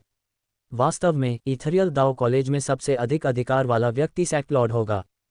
मिस्टिक लूना दायरे का उद्घाटन ये निर्धारित करता है कि इथरियल दाओ कॉलेज के भविष्य के मुख्य नेता कौन होंगे। इसलिए मैं इस यात्रा में आपकी सुरक्षा और सफलता सुनिश्चित करने के लिए आप सभी को व्यक्तिगत रूप से विदा करने के लिए यहाँ हूँ। इथरियल दाओ कॉलेज के सेक्ट लॉर्ड, वह सफ़ेद वस्त्र पहने मध्यम आयु वर्ग के व्यक्ति ने मुस्कुराते हुए बात की। इसके बाद बिना कुछ अनावश्यक कहे उसने तुरंत अपना दाहिना हाथ उठाया और हाथ हिलाया। चल पड़ो। जैसे ही उसकी आवाज़ गूंजी, विशालकाय आकाशीय क्रूजर गड़गड़ाहट के साथ हवा में धीरे धीरे ऊपर उठा। तुरंत ये तेज गति से अवरोध को तोड़ता हुआ आगे बढ़ा, मानो उसमें से होकर गुजर रहा हो। आकाशीय क्रूजर के आकाश की ओर आगे बढ़ने पर एक तेज गड़गड़ाहट की आवाज़ चारों दिशाओं में फैल गई। इसकी गति इतनी तेज थी और इसका तरीका इतना प्रभावशाली था कि सभी दर्शक सदमे में थे। उनमें से लियू दाओबिन, चेन ज़ीहेंग और साथी तेजी से सांस ले रहे थे क्योंकि वे उस दिशा की ओर देख रहे थे जिस दिशा में युद्धपोत तेजी से गायब हो रहा था। वे युद्धपोत को नहीं देख सकते थे, उन्होंने केवल युद्धपोत के विस्फोटक बल के परिणामस्वरूप क्लाउड फॉग तरंगों के छल्ले को तेजी से फैलते हुए देखा, साथ ही मजबूत प्रभाव से उत्पन्न दृश्य विकृति भी बनी, जो कि अल्कमी पवेलियन के भीतर एकांत में थी। बाहर क्या हो रहा था इस बारे में अनजान थी। हालांकि उसे कुछ महसूस हुआ क्योंकि उसकी पलकें फड़क रही थीं, उसकी आंखें खुलने वाली थीं। डूमिन, साथ ही वे लोग जो वांग बाओले और मिस्टिक लूना दायरे की यात्रा पर अन्य लोगों से परिचित थे, आकाश की ओर देखते हुए उनकी वापसी का अनुमान लगाने लगे। उनकी निगाहों की सीमा पर एक ऐसी जगह जो दिखाई नहीं दे रही थी। आकाश में बादल तेज गति से घूम रहे थे। आकाशीय क्रूजर एक रॉकेट की तरह था जो आकाश को चीरता हुआ आश्चर्यजनक गति से बाहर निकल रहा था। ये सटीक रूप से वर्णन करना मुश्किल था कि क्रूजर कितनी तेजी से यात्रा कर रहा था। हालांकि क्रूजर पर सवार लोगों को ऐसा नहीं लगा कि बल विशेष रूप से मजबूत था। इसके बावजूद वे अभी भी पृथ्वी की सतह को छोड़ने के विचार से विचित्र महसूस कर रहे थे। आखिरकार उनमें से अधिकांश के लिए यह उनके जीवन में पहली बार था कि वे पृथ्वी को छोड़ रहे थे। वांग बाओले के साथ भी ऐसा ही हुआ। उसका दिल तेजी से धड़क रहा था, उसकी आंखों से एक चमकीली चमक निकल रही थी जब वह जमीन को देख रहा था, जो पहले समतल थी, धीरे धीरे एक वक्र में बदल रही थी। उसके ऊपर का आसमान धीरे धीरे अंधेरा होता गया, फिर पूरी तरह से काला हो गया। इन सब बातों ने वांग बाओले को अपनी सांस रोककर रखने और जो कुछ हो रहा था उस पर अपना ध्यान केंद्रित करने के लिए मजबूर कर दिया। वह समय बीतने के बारे में भूल गया और एक अज्ञात अवधि के बाद जब उसके सामने की जमीन पूरी तरह से नीले ग्रह में बदल गई थी, वांग बाओले कांप उठा। वांग बाओले अकेले नहीं थे जो हिल गए थे। क्रूजों पर कई लोग भी भावनाओं का ज्वार महसूस कर रहे थे। जब वे पृथ्वी पर थे तो आकाश प्रकाश का स्रोत था जो भूमि को रोशन कर रहा था। जो लोग आकाश से गिरने वाली रोशनी के आदी थे, उस समय जब वे तारों के बीच क्रूज कर रहे थे तो उन्हें इसके विपरीत अनुभव हुआ। प्रकाश का स्रोत आकाश के बजाय पृथ्वी थी और उनके चारों ओर घना अंधेरा था। पृथ्वी से चमकती नीली चमक एक विदेशी घटना थी जिसका कोई भी आदि नहीं था। काफी देर बाद वांग बाओले ने धीरे से अपना सिर घुमाया और आकाशगंगा की ओर देखा। उसने एक गड्ढानुमा वस्तु देखी जो धुंधली और पृथ्वी से बहुत छोटी थी। ये चांद था। चांद के बारे में कई किंवदंतियां हैं। हर कोई अभी भी नए अनुभव से तनाव में था जब संप्रदाय के भगवान की आवाज उभरी जो पूरे युद्धपोत में फैल गई। पूर्वी प्राचीन दुनिया में चांद ही चांद पर दौड़ता था, जेड खरगोश दवाइयां पीसता था, जबकि वो गैंग एक स्व उपचार करने वाले ऑस्मंथस पेड़ को काटता था। इन किंवदंतियों से हम ये जानने में सक्षम थे कि चांद की कहानियों में एक रहस्यमय ऑस्मंथस पेड़, जेड खरगोश और चांगी मौजूद है। संप्रदाय के भगवान की आवाज में एक रहस्यमय शक्ति थी जो लोगों को शांत कर सकती थी क्योंकि वे ध्यान केंद्रित करते थे और उनकी बात सुनते थे। प्राचीन भारतीय किंवदंतियों में चंद्रमा 4 हाथों वाला एक देवता है, जिनमें से 3 में एक बैसाखी, एक दीर्घायु ओस और एक कमल का फूल होता है। अंतिम हाथ के लिए उस पर एक सुरक्षात्मक चिन्ह उकेरा गया था। मजेदार बात यह है कि प्राचीन ग्रीक किंवदंतियों में चंद्रमा का एक और रूप है। वह आर्टेमिस है जो चंद्रमा की देवी है और सूर्य के देवता अपोलो की छोटी बहन है। साथ ही वह अविवाहित युवतियों की संरक्षक थी। वह भी मृत्यु तक अविवाहित रही। इसके भीतर एक और दुखद कहानी है। अगर आप में से किसी को दिलचस्पी है तो आप वापस आने पर दाओ कॉलेज के बुक रिजर्व पवेलियन में इसे देख सकते हैं। प्राचीन काल में कई देशों में चंद्रमा के बारे में कई किंवदंतियां प्रचलित हैं। हमने चंद्रमा पर कदम रखते ही इन किंवदंतियों को सत्यापित करने में कामयाबी हासिल की है। अब हम जानते हैं कि चंद्रमा न तो कोई पुरुष देवता है और न ही कोई महिला देवी, और हम जानते हैं कि कोई जेड रैबिट या चांगी नहीं है। हालांकि अभी भी कुछ ऐसे मामले हैं जिनके लिए हमारे पास कोई जवाब नहीं है। वे संयोग या किसी तरह का पुनर्जन्म हो सकते हैं। उदाहरण के लिए चंद्रमा पर गहरी नींद में पड़ी विशालकाय लाश, रहस्यमयी चंद्रमा का अंदरूनी हिस्सा, या 500 साल पहले पहली बार चंद्रमा पर उतरने पर खोजकर्ताओं द्वारा खोजी गई जमीन में दबी मुरझाई हुई पेड़ की शाखा। संप्रदाय के भगवान की आवाज गूंज उठी जिसने वांग बाओले और कंपनी को गहरी सोच में डाल दिया। वे चंद्रमा के बारे में कुछ किंवदंतियों से अवगत थे और ठीक उसी समय उन्होंने उन्हें एक साथ जोड़ना शुरू कर दिया। हालांकि ये सब इतिहास है। प्राचीन हरी कांस्य तलवार के आगमन के साथ और आकाशगंगा में बिखरे हुए कई टुकड़ों के साथ, जिनमें से कुछ चंद्रमा पर उतरे हैं, अब हम जिस चंद्रमा को जानते हैं वह बहुत अलग दिखाई देता है। आप में से कुछ ने समाचारों से इसके बारे में सुना होगा। अभी चंद्रमा पर न केवल पौधे बल्कि अन्य जीवित चीजें भी हैं। आकाशगंगा से गुजरते समय आकाशीय क्रूजर धीमा दिखाई दिया। हालांकि ये वास्तव में बहुत तेज गति से यात्रा कर रहा था क्योंकि यह पृथ्वी से दूर हो गया था और चंद्रमा के पास पहुंच गया था। आकाशीय क्रूजर पर किसी को भी इसका एहसास नहीं हुआ क्योंकि उनका सारा ध्यान संप्रदाय के भगवान द्वारा कही गई बातों पर केंद्रित था, जिससे वे समय बीतने के बारे में भी भूल गए। संप्रदाय के भगवान द्वारा दिए गए मार्गदर्शक विषय विचार के लिए भोजन थे, और इसने रहस्यवादी चंद्र क्षेत्र की उनकी समझ को भी बढ़ाया। शायद बहुत समय पहले से ही चंद्रमा पर जीवित चीजें थीं जो किसी अज्ञात कारण से गायब हो गईं। टुकड़ों का आना और चंद्रमा को आत्मा क्यूई से ढकना एक तरह से पुनर्जीवन की तरह था, जिससे इसकी सतह पर गायब हो चुके जीवित प्राणी फिर से प्रकट हो गए। संप्रदाय के स्वामी ने शांति से बात की और रहस्यमयी लूना क्षेत्र के खतरों के बारे में बात करना शुरू किया। वर्तमान अभिलेखों के अनुसार कुल 6 प्रकार के खतरनाक जीव हैं। पहले वाले में कई रूप हैं और वे कई विचित्र परिवर्तनों से बने हैं। हालांकि कुल मिलाकर यह एक जीवित प्राणी है जिसका खतरा प्राचीन मार्शल क्षेत्र के स्तर पर है। उन्हें मून बीस्ट्स के रूप में जाना जाता है। दूसरे हैं निशाचर मून बैट। वे चमगादड़ों से बहुत मिलते जुलते हैं, लेकिन जीवन के पदानुक्रम में उनकी स्थिति के संदर्भ में बहुत कम अंतर हैं। वे एक बड़ा खतरा हैं, उनकी शक्ति लगभग सच्ची सांस क्षेत्र के पहले या दूसरे स्तर पर है। तीसरे का नाम मून गो एक है। वे रेगिस्तान में मौजूद मौत के पौराणिक कीड़ों के समान हैं। हम जो जानते हैं उसके अनुसार वे 10,000 फीट से ज़्यादा लंबे हैं और उनमें से सबसे छोटा 100 फीट लंबा है। हालांकि वे ट्रू ब्रीथ दायरे के लगभग तीसरे या चौथे स्तर पर ही हैं, फिर भी वे बेहद शक्तिशाली हैं। वे समूहों में भी रहते हैं और इतने शक्तिशाली हैं कि अगर फाउंडेशन एस्टेब्लिशमेंट में कोई व्यक्ति उनसे मिले तो उसे भी उनसे दूर रहना चाहिए। जहां तक चौथे प्रकार की बात है, आप सभी को ध्यान देना चाहिए। यह अलग अलग दिखावट वाला एक प्रकार है, लेकिन प्रत्येक दिखावट में एक सामान्य विशेषता होती है। जो विशेषता इसे खास बनाती है वह यह है कि इसके पूरे शरीर पर कई आंखें हैं, और वे आंखें ऐसे मंत्र सक्रिय कर सकती हैं जो मानव मांस को पत्थर में बदल देती हैं। जितनी ज्यादा उनकी आंखें होंगी वे उतने ही शक्तिशाली होंगे। वे 5वें स्तर के ट्रू ब्रीथ दायरे में रहने वाले व्यक्ति और ट्रू ब्रीथ दायरे के शिखर पर रहने वाले व्यक्ति के बीच के खतरे के स्तर पर हैं। उनमें से बीस्ट किंग फाउंडेशन एस्टेब्लिशमेंट चरण के किसी व्यक्ति जितने ही शक्तिशाली हैं। 5वें प्रकार को मून स्पिरिट के नाम से जाना जाता है, जबकि छठे प्रकार को नाइट इमोर्टल के नाम से जाना जाता है। मुझे उम्मीद है कि आप कभी भी उनमें से किसी से नहीं मिलेंगे। हालांकि अगर आप मिलते हैं तो जल्दी से सर्वाइवल जेड स्लिप को कुचल दें। मेरा विश्वास करें, इसे कुचलने में कोई भी देरी आपके लिए मौत का मतलब हो सकती है। ऐसा इसलिए है क्योंकि सबसे कमज़ोर मून स्पिरिट भी फाउंडेशन एस्टेब्लिशमेंट स्टेज के किसी व्यक्ति से ज़्यादा खतरनाक होती है। उनमें से सबसे मजबूत व्यक्ति फाउंडेशन एस्टेब्लिशमेंट के उच्चतम स्तर के व्यक्ति जितना ही शक्तिशाली होता है। जहां तक नाइट इमोर्टल की बात है, कोर फॉर्मेशन स्तर से कम कोई भी व्यक्ति उससे मिलते ही मर जाएगा। उस विशाल शव को नाइट इमोर्टल किंग नाम दिया गया है। ये संभावना नहीं है कि आप में से कोई भी उससे मिले। इसकी साधना का स्तर अज्ञात है। सालों पहले ग्रैंड सुप्रीम एल्डर के पास दिव्य आयुध था और उसने फेडरेशन और कई कोर फॉर्मेशन व्यक्तियों के साथ मिलकर इसके खिलाफ लड़ाई लड़ी और बुरी तरह हार गया, लगभग अपनी जान गंवा बैठा। संप्रदाय के भगवान ने ये कहा और फिर कुछ देर के लिए रुक गए ताकि सभी को जानकारी को आत्मसात करने और स्वीकार करने का समय मिल सके। मिस्टिक लूना दायरे में जाने की तैयारी कर रहे लोग, जिनमें वान बाओले भी शामिल थे, सभी कांप उठे और उनकी सांसें बहुत तेज हो गईं। अभिलेखों में विशालकाय शव के संक्षिप्त उल्लेख के अलावा अन्य जीवित प्राणियों के बारे में कोई अभिलेख नहीं थे, जिससे ये पहली बार था कि उन्होंने प्राणियों के बारे में सुना था। थोड़ी देर बाद संप्रदाय के भगवान की आवाज़ फिर से सुनाई दी।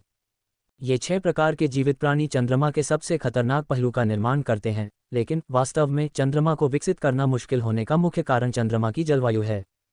कृपया याद रखें कि जब आप मिस्टिक दायरे में प्रवेश करते हैं और अप्रत्याशित मौसम का सामना करते हैं, तो आपको मौसम की घटना होने से पहले ही इससे बचने की पूरी कोशिश करनी होगी। चंद्रमा पर मृग तृष्णाएं साकार हो सकती हैं। भले ही ये थोड़े समय के लिए ही हो, लेकिन इसका प्रभाव बहुत ही ज़्यादा होता है। विद्युत चुंबकीय तूफान भी होते हैं जो पृथ्वी पर असामान्य हैं, लेकिन चंद्रमा पर बहुत आम हैं। वे रहस्यवादी ट्रेस फॉग की तरह हैं। एक बार जब ये किसी चीज़ को घेर लेता है तो वे टेलीपोर्टेशन जैसी प्रक्रिया के जरिए उसमें मौजूद हर विदेशी चीज़ को चंद्रमा के हर हिस्से में ले जाते हैं। अगर कोई बदकिस्मत है तो ये बहुत संभव है कि उसे चंद्रमा के अंधेरे चेहरे की गहराई में भेज दिया जाएगा। जहरीली बारिश और संक्षारक हवाएं भी हैं। वांग बाओले और अन्य लोगों ने संप्रदाय के स्वामी द्वारा कहे गए हर शब्द को ध्यान से सुना, जिससे उन्हें रहस्यवादी चंद्र क्षेत्र के खतरों के बारे में अधिक व्यापक समझ मिली। संप्रदाय के स्वामी द्वारा चंद्रमा का परिचय दिए जाने के साथ ही समय बीतता गया। एक अज्ञात समय के बाद जब संप्रदाय के स्वामी ने अपनी व्याख्या समाप्त की तो लोगों की आंखों के सामने चंद्रमा उभर आया था। चंद्रमा, जो लोगों के दिमाग में बड़ा नहीं लग रहा था, उनकी आंखों के सामने बहुत बड़ा दिखाई दे रहा था। जैसे ही वे उतरे, उन्होंने देखा कि कई कॉलोनियां पूरे चंद्रमा को ढक रही थीं। कॉलोनियां आपस में जुड़ी नहीं थीं, बल्कि हजारों की संख्या में बिखरी हुई थीं। वे संघ के विभिन्न गुटों से संबंधित थे। यदि कोई करीब से देखे तो वह देखेगा कि अधिकांश उपनिवेश परिधि पर स्थित थे, जो एक काल्पनिक रेखा बनाते थे जो चंद्रमा को विभिन्न खंडों में विभाजित करती थी। सबसे लंबे समय तक कब्जे वाले क्षेत्र ने चंद्रमा की सतह के केवल एक छोटे से क्षेत्र को कवर किया। क्षेत्र के भीतर 4 प्रमुख दाव कॉलेजों से संबंधित 100 से अधिक ठिकाने थे। मिस्टिक लूना दायरे का प्रवेश द्वार परिधि पर स्थित ठिकानों में से एक के भीतर चुना गया था। पूरे चंद्रमा पर मिस्टिक लूना दायरे में कई प्रवेश द्वार थे। प्रत्येक गुट का अपना प्रवेश द्वार और उसमें प्रवेश करने का अपना तरीका था, और उनमें से प्रत्येक प्रवेश द्वार का विभिन्न गुटों के व्यक्तियों के एक समूह द्वारा कड़ाई से निरीक्षण किया गया था। ये सुनिश्चित करना था कि मिस्टिक लूना दायरे में कदम रखने वाला प्रत्येक व्यक्ति आवश्यकताओं को पूरा करता हो। साथ ही चूंकि मिस्टिक लूना दायरे में पूरे साल प्रवेश नहीं किया जा सकता था, इसलिए फाउंडेशन स्थापना के व्यक्तियों की कड़ी जांच की जाती थी और रिकॉर्ड बनाए जाते थे जो इसमें प्रवेश करते थे और बाहर निकलते थे। फेडरेशन पहले से ही इसका निरीक्षण और सफाई करता था ताकि यह सुनिश्चित किया जा सके कि ट्रू ब्रीथ दायरे के शिष्यों को उनके मूल्यांकन अवधि के दौरान कोई व्यवधान न हो। जैसे ही वे उतरे, उनकी आंखों में चांद और भी साफ दिखाई देने लगा। इसकी सतह पर गड्ढे बड़े बेसिन थे और भूमि की वक्रता समतल जमीन बन गई थी, जो एक विशाल भूमि में बदल गई थी। वह हवाई बंदरगाह जहां आकाशीय क्रूजर उतरने वाला था, वह भी स्पष्ट हो गया। वे देख सकते थे कि 3 अन्य प्रमुख दाव कॉलेजों से कई अन्य आकाशीय क्रूजर थे। एक जोरदार धमाके के साथ इथरियल दाव कॉलेज से आकाशीय क्रूजर कई बार जोर से कंपन करते हुए और धूल उड़ाते हुए बेस के बंदरगाह पर उतरा। जब धूल आखिरकार छट गई तो वांग बावले उत्साह और प्रत्याशा के साथ बाकी लोगों के साथ क्रूजर से उतर गए। वह एक ऐसे तारे को देख रहे थे जो पृथ्वी से बिल्कुल अलग था। आसमान काला था, लेकिन जमीन बेहद चमकदार थी। भले ही कोई वायुमंडल नहीं था, लेकिन चंद्रमा के विकास ने उस पर सांस लेने की चुनौती को बहुत पहले ही हल कर दिया था। यहाँ तक कि अगर कोई इसकी सतह पर होता तो भी उस पर कोई खास असर नहीं होता। ये खास तौर पर साधकों के लिए था जो हवा में मौजूद कुछ हानिकारक पदार्थों से प्रतिरक्षित थे। जिस भावना से वांग बावले और बाकी लोग अभ्यस्त नहीं हो पा रहे थे, वह दमनकारी शक्ति थी जो लगातार उन पर दबाव डाल रही थी। ऐसा लग रहा था मानो उनमें से हर कोई अपनी पीठ पर एक छोटा सा पहाड़ उठाए हुए है, जिससे न केवल उनकी सांस लेने में तकलीफ हो रही थी, बल्कि ऐसा लग रहा था कि यह उनके शरीर को भी सीमित कर रहा है। इसके अभ्यस्त होने में समय लगा। साथ ही यही कारण था कि आम लोग लंबे समय तक चांद पर जीवित नहीं रह पाते। ठीक उसी समय जब वांग बावले और दूसरे लोग क्रूजर से उतरे और बेस में दाखिल हुए, तो उन्होंने 3 अन्य प्रमुख दाव कॉलेजों के 1000 अन्य साधकों को देखा। साथ ही प्रत्येक कॉलेज के कोर फॉर्मेशन के कुलीनों को भी देखा। हर दाव कॉलेज से 7 से 8 कोर फॉर्मेशन के कुलीन थे। इथरियल दाव कॉलेज के आगमन के साथ कोर फॉर्मेशन के कुलीनों की संख्या 30 से ज्यादा हो गई। वे सभी इकट्ठा हुए और तुरंत पूरे स्थान को भयावह तूफान जैसी शक्ति से भर दिया। इससे न केवल ये पता चला कि 4 प्रमुख दाव कॉलेज कितने शक्तिशाली थे, बल्कि यह भी साबित हुआ कि दाव कॉलेजों ने मूल्यांकन पर कितना महत्व दिया था। चांद का बेस सोने से बने शहर जैसा था। भले ही यह बहुत बड़ा क्षेत्र नहीं था, लेकिन इसमें हजारों लोग समा सकते थे। इसकी गहराई से निकलने वाली गूंज से ऐसा लग रहा था कि पूरा क्षेत्र काम कर रहा है। 4 प्रमुख दाव कॉलेज बेस के अंदर पब्लिक स्क्वायर पर इकट्ठे हुए थे। पब्लिक स्क्वायर के सामने एक बड़ा आयताकार भंवर था जो असंख्य रंगों में चमक रहा था। ये चमक अंदर से दिखाई दे रही थी, जो चारों ओर फैल रही थी, और भंवर के भीतर टेलीपोर्टेशन की शक्ति मंथन कर रही थी। भंवर रहस्यवादी लूना दायरे में सरणी गठन का प्रवेश द्वार था। इसमें कदम रखने से रहस्यवादी दायरे के भीतर 4 प्रमुख दाव कॉलेजों से संबंधित सभा स्थल पर पहुंचा जा सकता था। चंद्रमा बेस के पब्लिक स्क्वायर पर जहां 4 प्रमुख दाव कॉलेज इकट्ठे हुए थे, 4 प्रमुख दाव कॉलेजों के शिष्यों ने एक दूसरे को देखा और एक दूसरे से परिचित हुए, क्योंकि इथरल दाव कॉलेज आ गया था।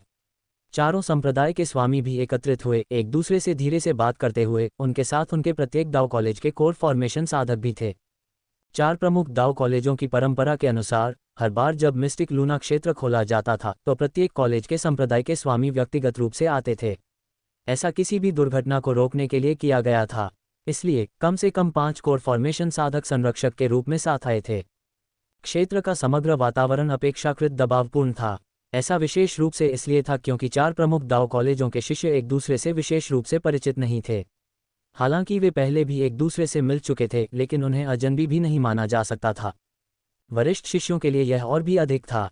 एक दूसरे से मिलने के बाद उन्होंने अभिवादन का आदान प्रदान किया। उनमें से कुछ समूहों में एकत्र हुए जबकि कुछ अकेले खड़े थे।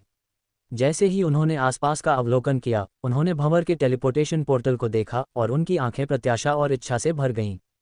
संघ के एक अंकुर के रूप में वांग बावले के लिए जितने लोग वास्तव में उसे जानते थे, उससे कहीं ज्यादा लोग उसके बारे में जानते थे। उसी समय 3 अन्य प्रमुख दाओ कॉलेजों के शिष्यों में उसने कुछ परिचित चेहरे देखे।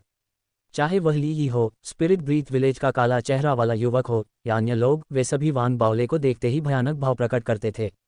उनमें से कुछ ने घृणा से अपने दांत पीस लिए, लेकिन यह वांग बाओले के दिल में उभरने वाले परिचित भाव को रोक नहीं सका। कभी कभी मुझे लगता है कि 4 प्रमुख दाओ कॉलेज एक दूसरे के रिश्तेदार हैं। भले ही हम एक साथ नहीं रहते, फिर भी हम अक्सर मिलते हैं। वांग बाओले ने झुओ यिफान को देखते हुए भावुक होकर आह भरी, जो उसके बगल में खड़ा था। बोलते समय उसने वाइट डियर दाओ कॉलेज के लोगों का अभिवादन करने के लिए अपना हाथ भी उठाया। झुओ यिफान ने अपना सिर हिलाया। वास्तव में वे अकेले ऐसे विचार वाले नहीं थे। 3 अन्य प्रमुख दाओ कॉलेजों के कई अन्य लोग भी ऐसा ही महसूस करते थे। यही कारण था कि 4 प्रमुख दाओ कॉलेजों को सामूहिक रूप से एक गठबंधन के रूप में जाना जाता था, और गठबंधन का गठन भी वह परिणाम था जिसे दाओ कॉलेज बनाने और हासिल करने की कोशिश कर रहे थे। जैसे जैसे 4 प्रमुख दाओ कॉलेजों के शिष्य एक दूसरे को परखते और एक दूसरे से बातचीत करते, समय बीतता गया। प्रत्येक दाओ कॉलेज के संप्रदाय के प्रभुओं ने भी अभिवादन और मामलों का संचार करना समाप्त कर दिया। अंत में वाइट डियर दाओ कॉलेज के संप्रदाय के भगवान ने घोषणा करना शुरू किया, ठीक उससे पहले जब शिष्यों को मिस्टिक लूना दायरे में प्रवेश करना था। वाइट डियर दाओ कॉलेज के संप्रदाय के भगवान एक बुजुर्ग थे, जो एक ऋषि की तरह दिखते थे। उनकी आंखें आकाशगंगा को घेरती हुई लगती थीं, और उनके चेहरे पर हमेशा मुस्कान रहती थी, जिससे वे एक बेहद मिलनसार व्यक्ति लगते थे। हालांकि केवल वे ही लोग जानते थे जो उनके चरित्र को समझते थे कि वाइट डियर दाओ कॉलेज के संप्रदाय के भगवान बेहद चिड़चिड़े थे, और जब भी कुछ उनके हिसाब से नहीं होता था तो वे अपना क्रोध प्रकट कर देते थे। उन्होंने केवल अपना गला साफ किया, लेकिन ये 4 प्रमुख दाओ कॉलेजों के सभी शिष्यों को, जिनमें वाइट डियर दाओ कॉलेज और उसके शाखा कॉलेज के साधक शामिल थे, तुरंत चुप हो जाने के लिए पर्याप्त था, क्योंकि उन्होंने अपना ध्यान उन पर केंद्रित कर लिया था। होली रिवर दाओ कॉलेज और इथरियल दाओ कॉलेज के साधक भ्रमित थे, लेकिन उन्होंने भी ऐसा ही किया और चुप रहे। वांग बाओले ने कई बार अपनी आंखें झपकाईं, और जैसे ही उसने इथरियल दाओ कॉलेज से संप्रदाय के भगवान को देखा, उसके कानों में एक कर्कश, नीरस आवाज आई। मैं एक बार फिर इस बात पर जोर देना चाहता हूँ, भले ही 4 प्रमुख दाओ कॉलेजों के बीच कभी कभार संघर्ष होते हैं, लेकिन वे सभी स्वस्थ प्रतिस्पर्धा हैं, और इसका लक्ष्य ये सुनिश्चित करना है कि हम बिना रुके आगे बढ़ सकें। यदि आप में से किसी ने 4 प्रमुख दाओ कॉलेजों के बीच साझा किए गए संबंधों की गलत व्याख्या की है और सोचा है कि हम एक दूसरे से मरते दम तक लड़ रहे हैं, तो यह एक बड़ी गलती होगी। आंतरिक रूप से 4 प्रमुख दाओ कॉलेज खुद को सख्ती से बनाए रखते हुए आगे बढ़ते हैं, जबकि बाहरी रूप से 4 प्रमुख दाओ कॉलेज एक संप्रदाय की 4 वंशावली हैं। इसलिए एकता आत्मा की शुरुआत के युग में हमारे अस्तित्व का आधार बनती है। आप सभी याद रखें कि चाहे आप यहाँ हो या बाहर, और स्थिति चाहे जो भी हो, कोई आंतरिक संघर्ष नहीं होना चाहिए और एक दूसरे की हत्या नहीं होनी चाहिए। वास्तव में आप सभी एक ही कुल के हैं। यदि आप में से कोई इतना दुष्ट हो कि अपने साथी भाइयों को मार डाले, तो 4 प्रमुख दाओ कॉलेज आपको निर्दयी तरीके से मार डालेंगे। आपको यह विश्वास करना होगा कि इस तरह की एक भी घटना जो 4 प्रमुख दाओ कॉलेज की एकता को प्रभावित करती है, उसे पूरी गंभीरता से लिया जाएगा। वाइट डियर दाओ कॉलेज के बुजुर्ग की बातें सुनकर 4 प्रमुख दाओ कॉलेजों के सभी शिष्य चुप हो गए, लेकिन वे आंतरिक रूप से भावनाओं की बाढ़ का अनुभव कर रहे थे। 5वें स्तर पर रहने वाले साधक या सच्ची सांस के क्षेत्र को सिद्ध करने वाले साधक के रूप में, वे पहले से ही 4 प्रमुख दाओ कॉलेजों के बीच साझा किए गए रिश्ते से अच्छी तरह वाकिफ थे, जैसा कि बुजुर्ग ने बताया था। इसके अलावा शिष्यों की साधना में प्रत्येक दाओ कॉलेज ने शिष्य के पाठ्यक्रम में इस तरह की जानकारी को एकीकृत किया था। हालांकि ये पहली बार था कि 4 प्रमुख दाओ कॉलेजों के एक संप्रदाय के भगवान द्वारा संदेश को जोर से और स्पष्ट रूप से भेजा गया था।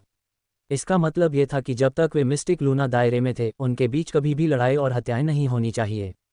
उनके लिए इसका मतलब था एक दूसरे के प्रति सतर्क और सावधान रहने के तनाव से मुक्ति, जो कि उन्हें सहज रूप से महसूस होता था कि उन्हें ऐसा करना है।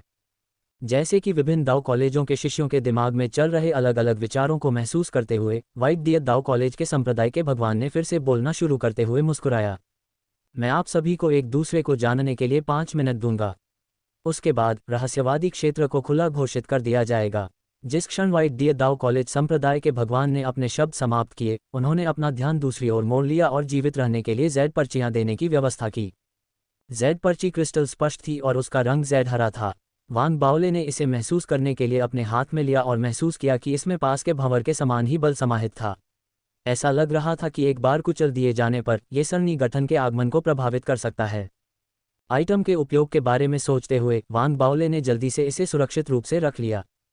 जबकि जेड पर्चियां वितरित करने की प्रक्रिया चल रही थी, 4 प्रमुख दाओ कॉलेजों के शिष्यों ने एक दूसरे के साथ पहले से साझा किए गए मूलभूत संबंधों पर सवार होकर एक दूसरे के साथ अधिक बातचीत करना शुरू कर दिया। बहुत जल्द 4 प्रमुख दाव कॉलेजों के शिष्य एक दूसरे के साथ घुलने मिलने लगे, एक दूसरे का अभिवादन करने लगे और बातचीत करने लगे। संघ के अंकुर और अपेक्षाकृत प्रसिद्ध व्यक्ति के रूप में अन्य दाव महाविद्यालयों के कई शिष्य स्वाभाविक रूप से वांग बाओले से परिचित होने के प्रयास में उनके पास आए। वांग बाओले उन साधकों के प्रति भावुक थे जिन्होंने उनके पास दयालुता और पहल के साथ संपर्क किया था। जब वे अनौपचारिक बातचीत के माध्यम से एक दूसरे को जानने लगे तो उन्होंने मिस्टिक लूना दायरे के बारे में भी जानकारी का आदान प्रदान किया। धीरे धीरे होली रिवर दाव कॉलेज के एक साधक ने वांग बाओले का ध्यान और जिज्ञासा आकर्षित की। वह व्यक्ति एक युवा व्यक्ति था जो पूरे समय शांत दिखाई देता था।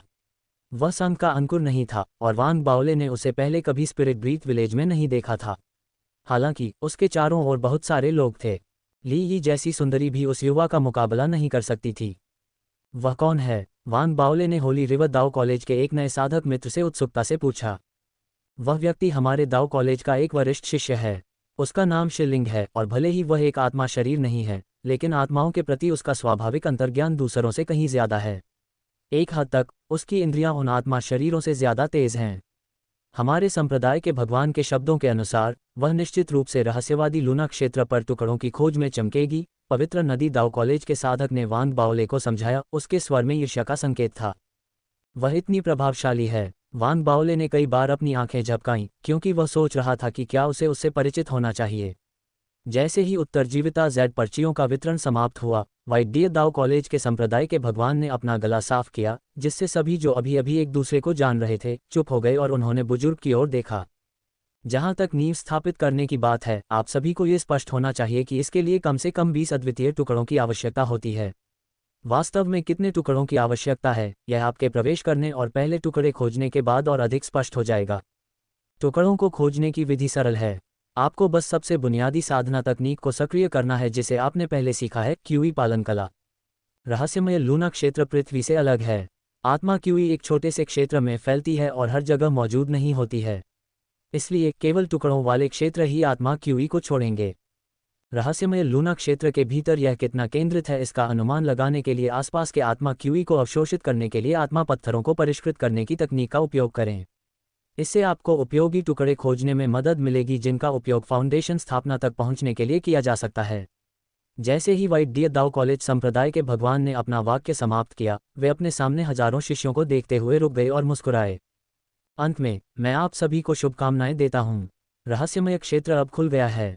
उन्होंने अपना दाहिना हाथ उठाया और हाथ हिलाया। तुरंत ही भंवर का टेलीपोर्टेशन पोर्टल जोर से गर्जना करने लगा, तेज गति से घूमने लगा और भीतर से एक चमकदार चमक फूट पड़ी। वांग बाओले हिल गया और बाकी लोग भी प्रत्याशा से भर गए। उनकी आंखों में उत्साह निर्विवाद था। जैसे ही भंवर टेलीपोर्टेशन पोर्टल खुला, वे सभी बाहर निकल आए, भंवर की ओर दौड़ पड़े। भीड़ के बीच वांग बाओले भी कूद पड़े। उनकी आंखों में सकारात्मकता और अपनी साधना के फाउंडेशन स्थापना चरण तक पहुंचने की प्रत्याशा थी। बाकी लोगों के साथ वह भंवर में कदम रखा और गायब हो गया। उसी समय जिस क्षण 4 प्रमुख दाव महाविद्यालयों के हजारों साधक भंवर टेलीपोर्टेशन पोर्टल में कदम रखते हैं और रहस्यमय चंद्र क्षेत्र में प्रवेश करते हैं, उसी समय चंद्र आधार शिविर पर संघ के विभिन्न गुट भी एकत्रित होते हैं और अपने शिष्यों को अपने अपने भंवर टेलीपोर्टेशन पोर्टल में भेजते हैं। संघ के प्रमुख संप्रदायों में से एक गैलेक्टिक डस्क संप्रदाय के आधार शिविर के प्रवेश द्वार पर एक संप्रदाय जो 4 प्रमुख दाव महाविद्यालयों के शिष्यों के साथ एक अलग तरह का रिश्ता साझा करता है, एक ठंडा सन्नाटा था। गैलेक्टिक डस्क संप्रदाय के हजारों शिष्यों की आंखों में ठंडक थी क्योंकि वे चुपचाप भंवर टेलीपोर्टेशन पोर्टल की ओर चल रहे थे। उनमें से प्रत्येक के बीच एक दूरी भी थी, जैसे कि वे नहीं चाहते थे कि कोई उनके पास आए। उनके शरीर से एक बुरी लहर निकल रही थी और उनकी आंखों में मौजूद ठंडी नज़र ने उसे और भी बढ़ा दिया था। वे जीवन के प्रति उदासीन दिखाई दिए और उनके शिष्यों के भीतर की ठंडक ने उनमें से हर एक को ऐसा बना दिया जैसे वे हत्या करने के लिए तैयार हों। वे संघ के दूसरे गुट गैलेक्टिक डस्क संप्रदाय थे जिसे मान्यता मिलने की प्रक्रिया चल रही थी। गैलेक्टिक डस्क संप्रदाय संघ के आम लोगों की नज़र में उस संप्रदाय से अलग था जो परंपरा और रीति रिवाजों पर जोर देता था, जो रहस्यमय था और पुरातनता की भावना रखता था। असली गैलेक्टिक डस्क संप्रदाय एक बेहद क्रूर, प्रतिस्पर्धी, लक्ष्य उन्मुख संप्रदाय था। एक हद तक इसे एक राक्षसी संप्रदाय कहना अतिशयोक्ति नहीं होगी। संघ के अंकुरों में से गैलेक्टिक डस्क संप्रदाय के शिष्यों को विशेष रूप से उन लोगों के लिए चुना गया था जिनमें हत्या के इरादे और दुष्टता की कमी थी। आखिरकार संघ के अंकुरों की चयन प्रक्रिया पूरे संघ में प्रसारित की जाएगी और इसकी छवि को बनाए रखने के लिए प्रयास करने की आवश्यकता थी। वास्तव में संघ के अंकुर बनने के लिए चुने गए गैलेक्टिक डस्क संप्रदाय के शिष्य भी उत्कृष्ट थे, लेकिन गैलेक्टिक डस्क संप्रदाय के वास्तविक अभिजात वर्ग की तुलना में वे कमतर थे। उनमें से अभिजात वर्ग को पूरी दुनिया को बताने की जरूरत नहीं थी। भीड़ के बीच 2 व्यक्ति ऐसे थे जो गैलेक्टिक डस्क संप्रदाय के अभिजात वर्ग थे। भले ही वे भीड़ के बीच में बैठे थे, फिर भी उन्होंने अन्य लोगों का ध्यान आकर्षित किया। ऐसा लग रहा था जैसे उनमें एक अनोखी भावना थी जिससे उन्हें भीड़ के बीच भी आसानी से पहचाना जा सकता था। दोनों में एक पुरुष और एक महिला शामिल थे। पुरुष एक दुबला पतला युवक था जिसकी आंखों में ठंडक थी। उसके चेहरे पर एक निशान था और उसके दाहिने हाथ पर एक काली पट्टी थी, जिससे पट्टी से लगातार काली आभा निकल रही थी। जैसे जैसे आभा उसे घेरती गई, वैसे वैसे वह युवक और भी क्रूर दिखाई देने लगा। उसका विद्रोहीपन और भी बढ़ गया। महिला पुरुष के बिल्कुल विपरीत थी। वह बेहद खूबसूरत, सुंदर और पवित्र थी, एक सफ़ेद कमल के फूल की तरह। उसने एक लंबी सफ़ेद स्कर्ट पहनी हुई थी। उसकी सुंदरता बेहद पवित्र थी। हालांकि किसी ऐसे व्यक्ति के लिए जो गैलेक्टिक डस्क संप्रदाय के भीतर बच गया था और शीर्ष पर पहुंच गया था, वह निश्चित रूप से एक कमज़ोर नहीं थी। कोई भी उसके 30 फीट के भीतर आने की हिम्मत नहीं करता था और उसके आसपास के लोगों की निगाहों में सतर्कता स्पष्ट थी। ऐसा प्रतीत होता था कि महिला द्वारा उत्पन्न खतरे के स्तर का अनुमान लगाना मुश्किल था। यह विशेष रूप से इसलिए था क्योंकि वह कभी कभी अपनी आंखों में एक आकर्षक नज़र दिखाती थी।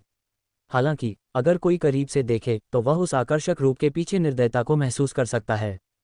उसी समय संघ के 2 संप्रदायों में से एक प्लम मैनिफेस्टेशन कॉर्नेट संप्रदाय के दूसरे बेस कैंप में एक अलग परिदृश्य चल रहा था।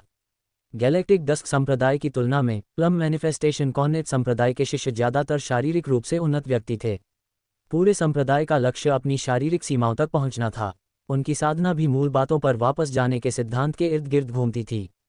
ऐसा इसलिए था क्योंकि संप्रदाय में पुरुष शिष्यों की तुलना में महिला शिष्यों की संख्या अधिक थी। इसलिए दूसरे गुट की नज़र में महिलाओं की संख्या पुरुषों से ज़्यादा थी और सभी महिला शिष्याएं बदमिजाज थीं, पुरुषों से भी ज़्यादा। उन 2 संप्रदायों के अलावा 5 पीढ़ी का आकाश कबीला भी था जिसे चंद्रमा के बेस कैंप पर भंवर में टेलीपोर्ट किया जा रहा था। 5 पीढ़ी के आकाश कबीले को 5 पारिवारिक कबीलों का सबसे पुराना गठबंधन माना जा सकता है। ये तथ्य कि वे खुद को आकाश कबीला कहते हैं, ये दर्शाता है कि वे अपने वंश पर कितना गर्व और महत्व रखते हैं। जुओ परिवार 5 पीढ़ी के आकाश कबीले के शासक परिवारों में से एक था। बड़े प्राचीन आकाश कबीले के गठबंधन में 5 शासक परिवार थे, जिनमें से प्रत्येक के अलग अलग उपनाम थे, जो पश्चिमी और पूर्वी दोनों ताकतों को शामिल करते थे। साथ ही 5 शासक परिवारों पर निर्भर रहने वाले और भी परिवार थे, जो उन्हें एक ऐसी ताकत बनाते थे जिसकी उपेक्षा नहीं की जा सकती थी, जिसकी परंपराएं किसी भी अन्य की तुलना में अधिक गहरी थीं। एक हद तक 17 सदस्यों वाली सीनेट ने 5 पीढ़ी के आकाश कबीले के साथ कई समानताएं साझा कीं। कोई यह भी कह सकता है कि अगर 17 सदस्यों वाली सीनेट को इतना समय दिया जाए कि उनके भीतर के पारिवारिक कबीले पीढ़ियों तक बिना खत्म किए जाने के खतरे का सामना किए आगे बढ़ सके, तो वे शायद 5 पीढ़ी के आकाश कबीले की तरह एक विशाल पारिवारिक कबीला बना सकते हैं। इसलिए उनके बीच एक करीबी रिश्ता था। उदाहरण के लिए चांद पर उनके बेस कैंप एक दूसरे से बहुत दूर नहीं थे।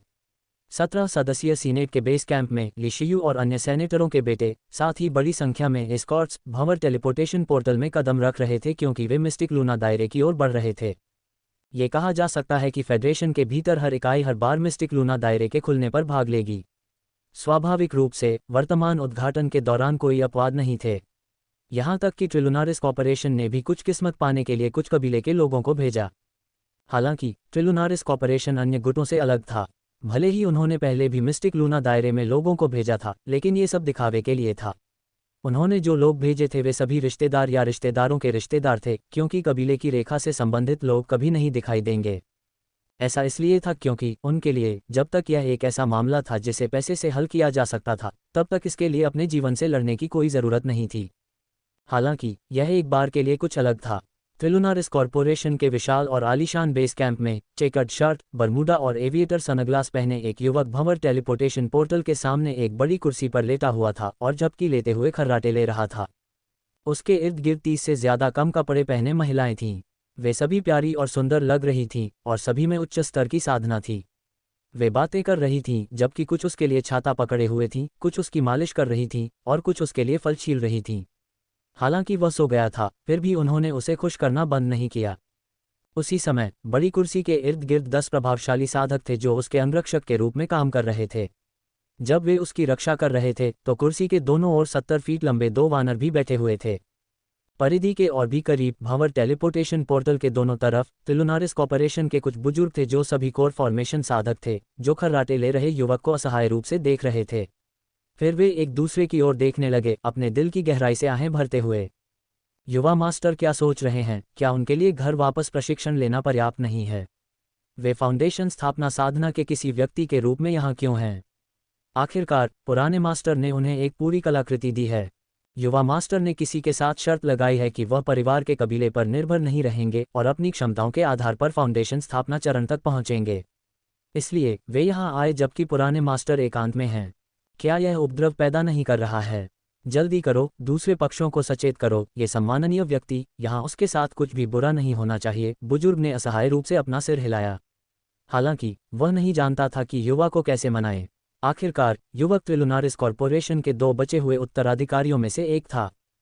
त्रिलुनारिस कॉर्पोरेशन के लिए, जो पूरी तरह से अन्य पारिवारिक कुलों द्वारा नियंत्रित था, भले ही वह केवल सच्ची सांस के दायरे में था, उसकी साधना के स्तर को अनदेखा किया जा सकता था क्योंकि वह इतने उच्च दर्जे का था और भौतिक संसाधनों से भरपूर था।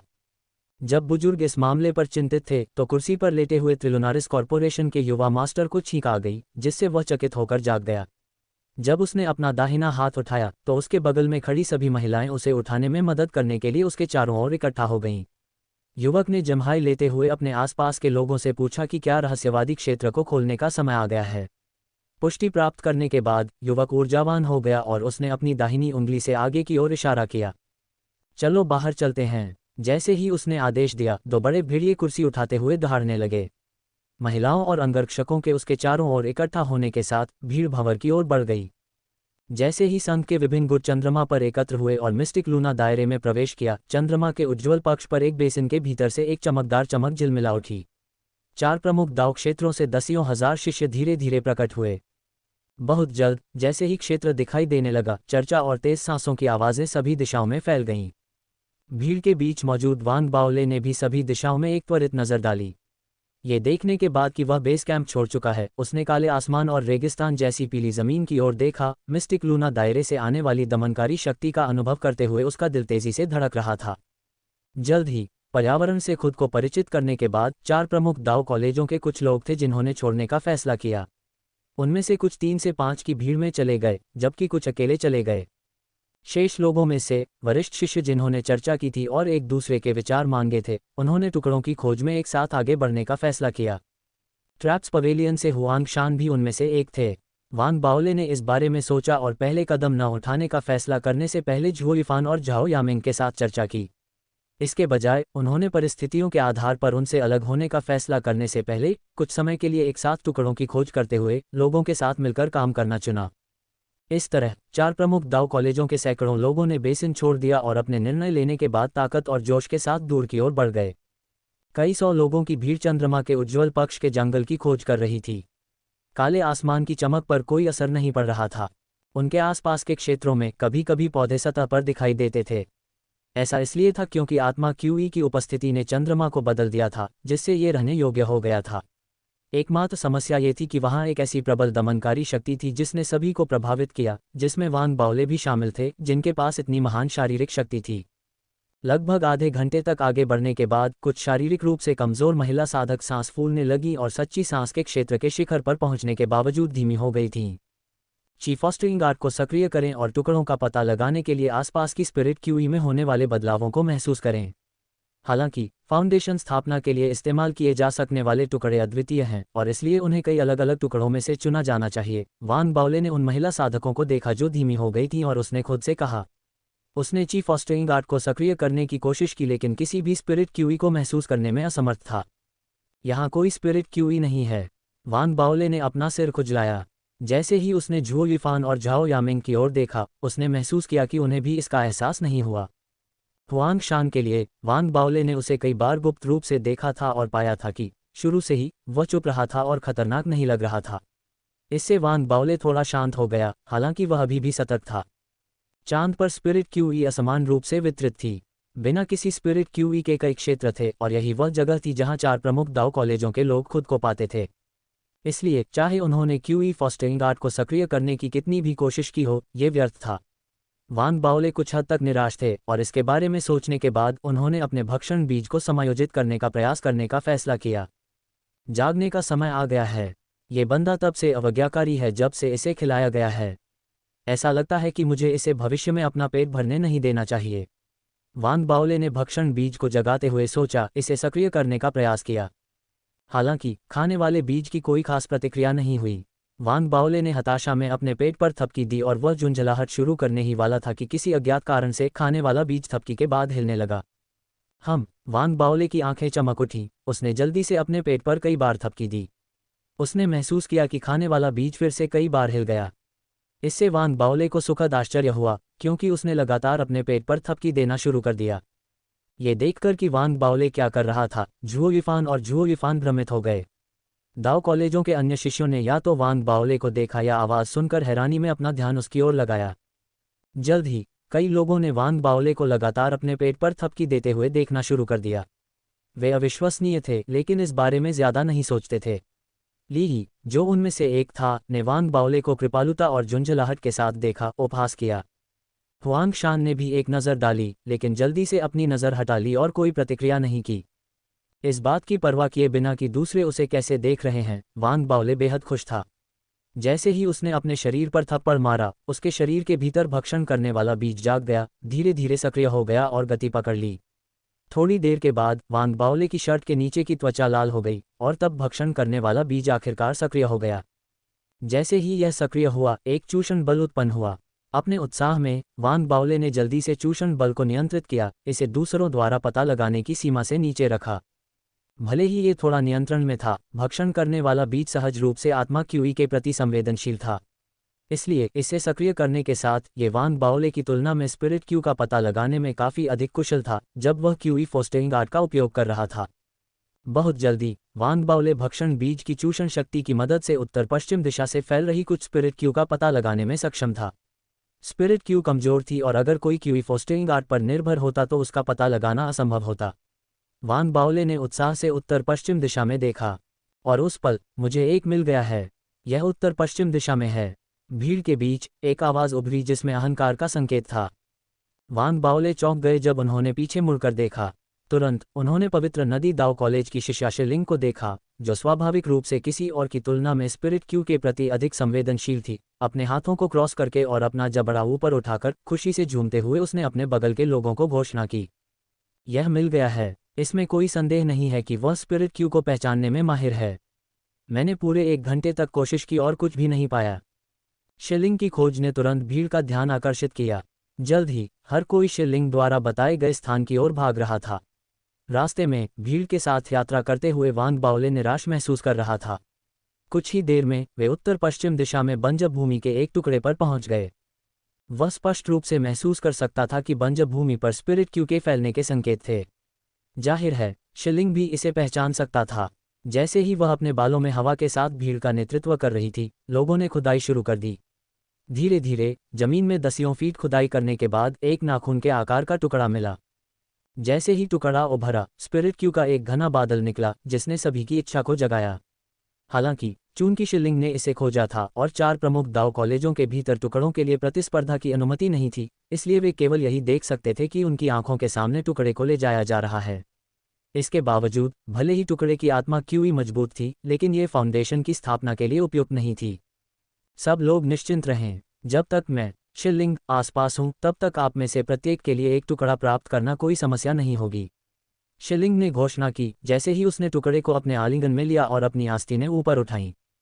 उसके शब्दों ने सभी को प्रत्याशा से भर दिया, क्योंकि वे उसके चारों ओर इकट्ठा हो गए और अपनी खोज को आगे बढ़ाते रहे। वांग बाओले ने किनारे से सब कुछ देखा, उसके प्रति क्रोधित और बेहद घृणा महसूस कर रहा था। मुझे विश्वास नहीं होता कि मेरा भक्षण करने वाला बीज इस स्पिरिट क्यूई सेंसर से हार जाएगा। वांग बाओले ने भक्षण करने वाले बीज को सक्रिय किया और फिर से अपनी खोज शुरू की। समय उड़ गया और 5 मिनट बाद, जबकि भीड़ अभी भी खोज कर रही थी, वांग बाओले अंदर से कांप उठा, क्योंकि उसने स्पिरिट क्यूई की लहर को महसूस किया। अपनी खुशी में वह जोर से चिल्लाने ही वाला था कि तभी शिलिंग फिर से एक कदम और तेज हो गई। अपनी आवाज़ में गर्व और प्रसन्नता के साथ उसने घोषणा की, मुझे एक और मिल गया।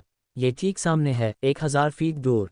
वांग बाओले कांप उठे, चौंक कर खड़े हो गए, क्योंकि उन्होंने उन शब्दों को सुनने के बाद उस स्थान की ओर दौड़ती भीड़ को देखा। बहुत जल्दी एक और टुकड़ा मिल गया। हालांकि यह अफसोस की बात थी कि यह अभी भी फाउंडेशन की स्थापना के लिए आवश्यक टुकड़ा नहीं था। वान बाओले को जो कुछ भी हो रहा था उससे उत्साह की एक मजबूत भावना महसूस हुई। वह मेरी दुश्मन है। वान बाओले ने गहरी सांस ली, शिलिंग को देखा जो अपनी आस्तीनें उछालते हुए गर्व से झूम रही थी। उसे देखकर वान बाओले और भी क्रोधित हो गया।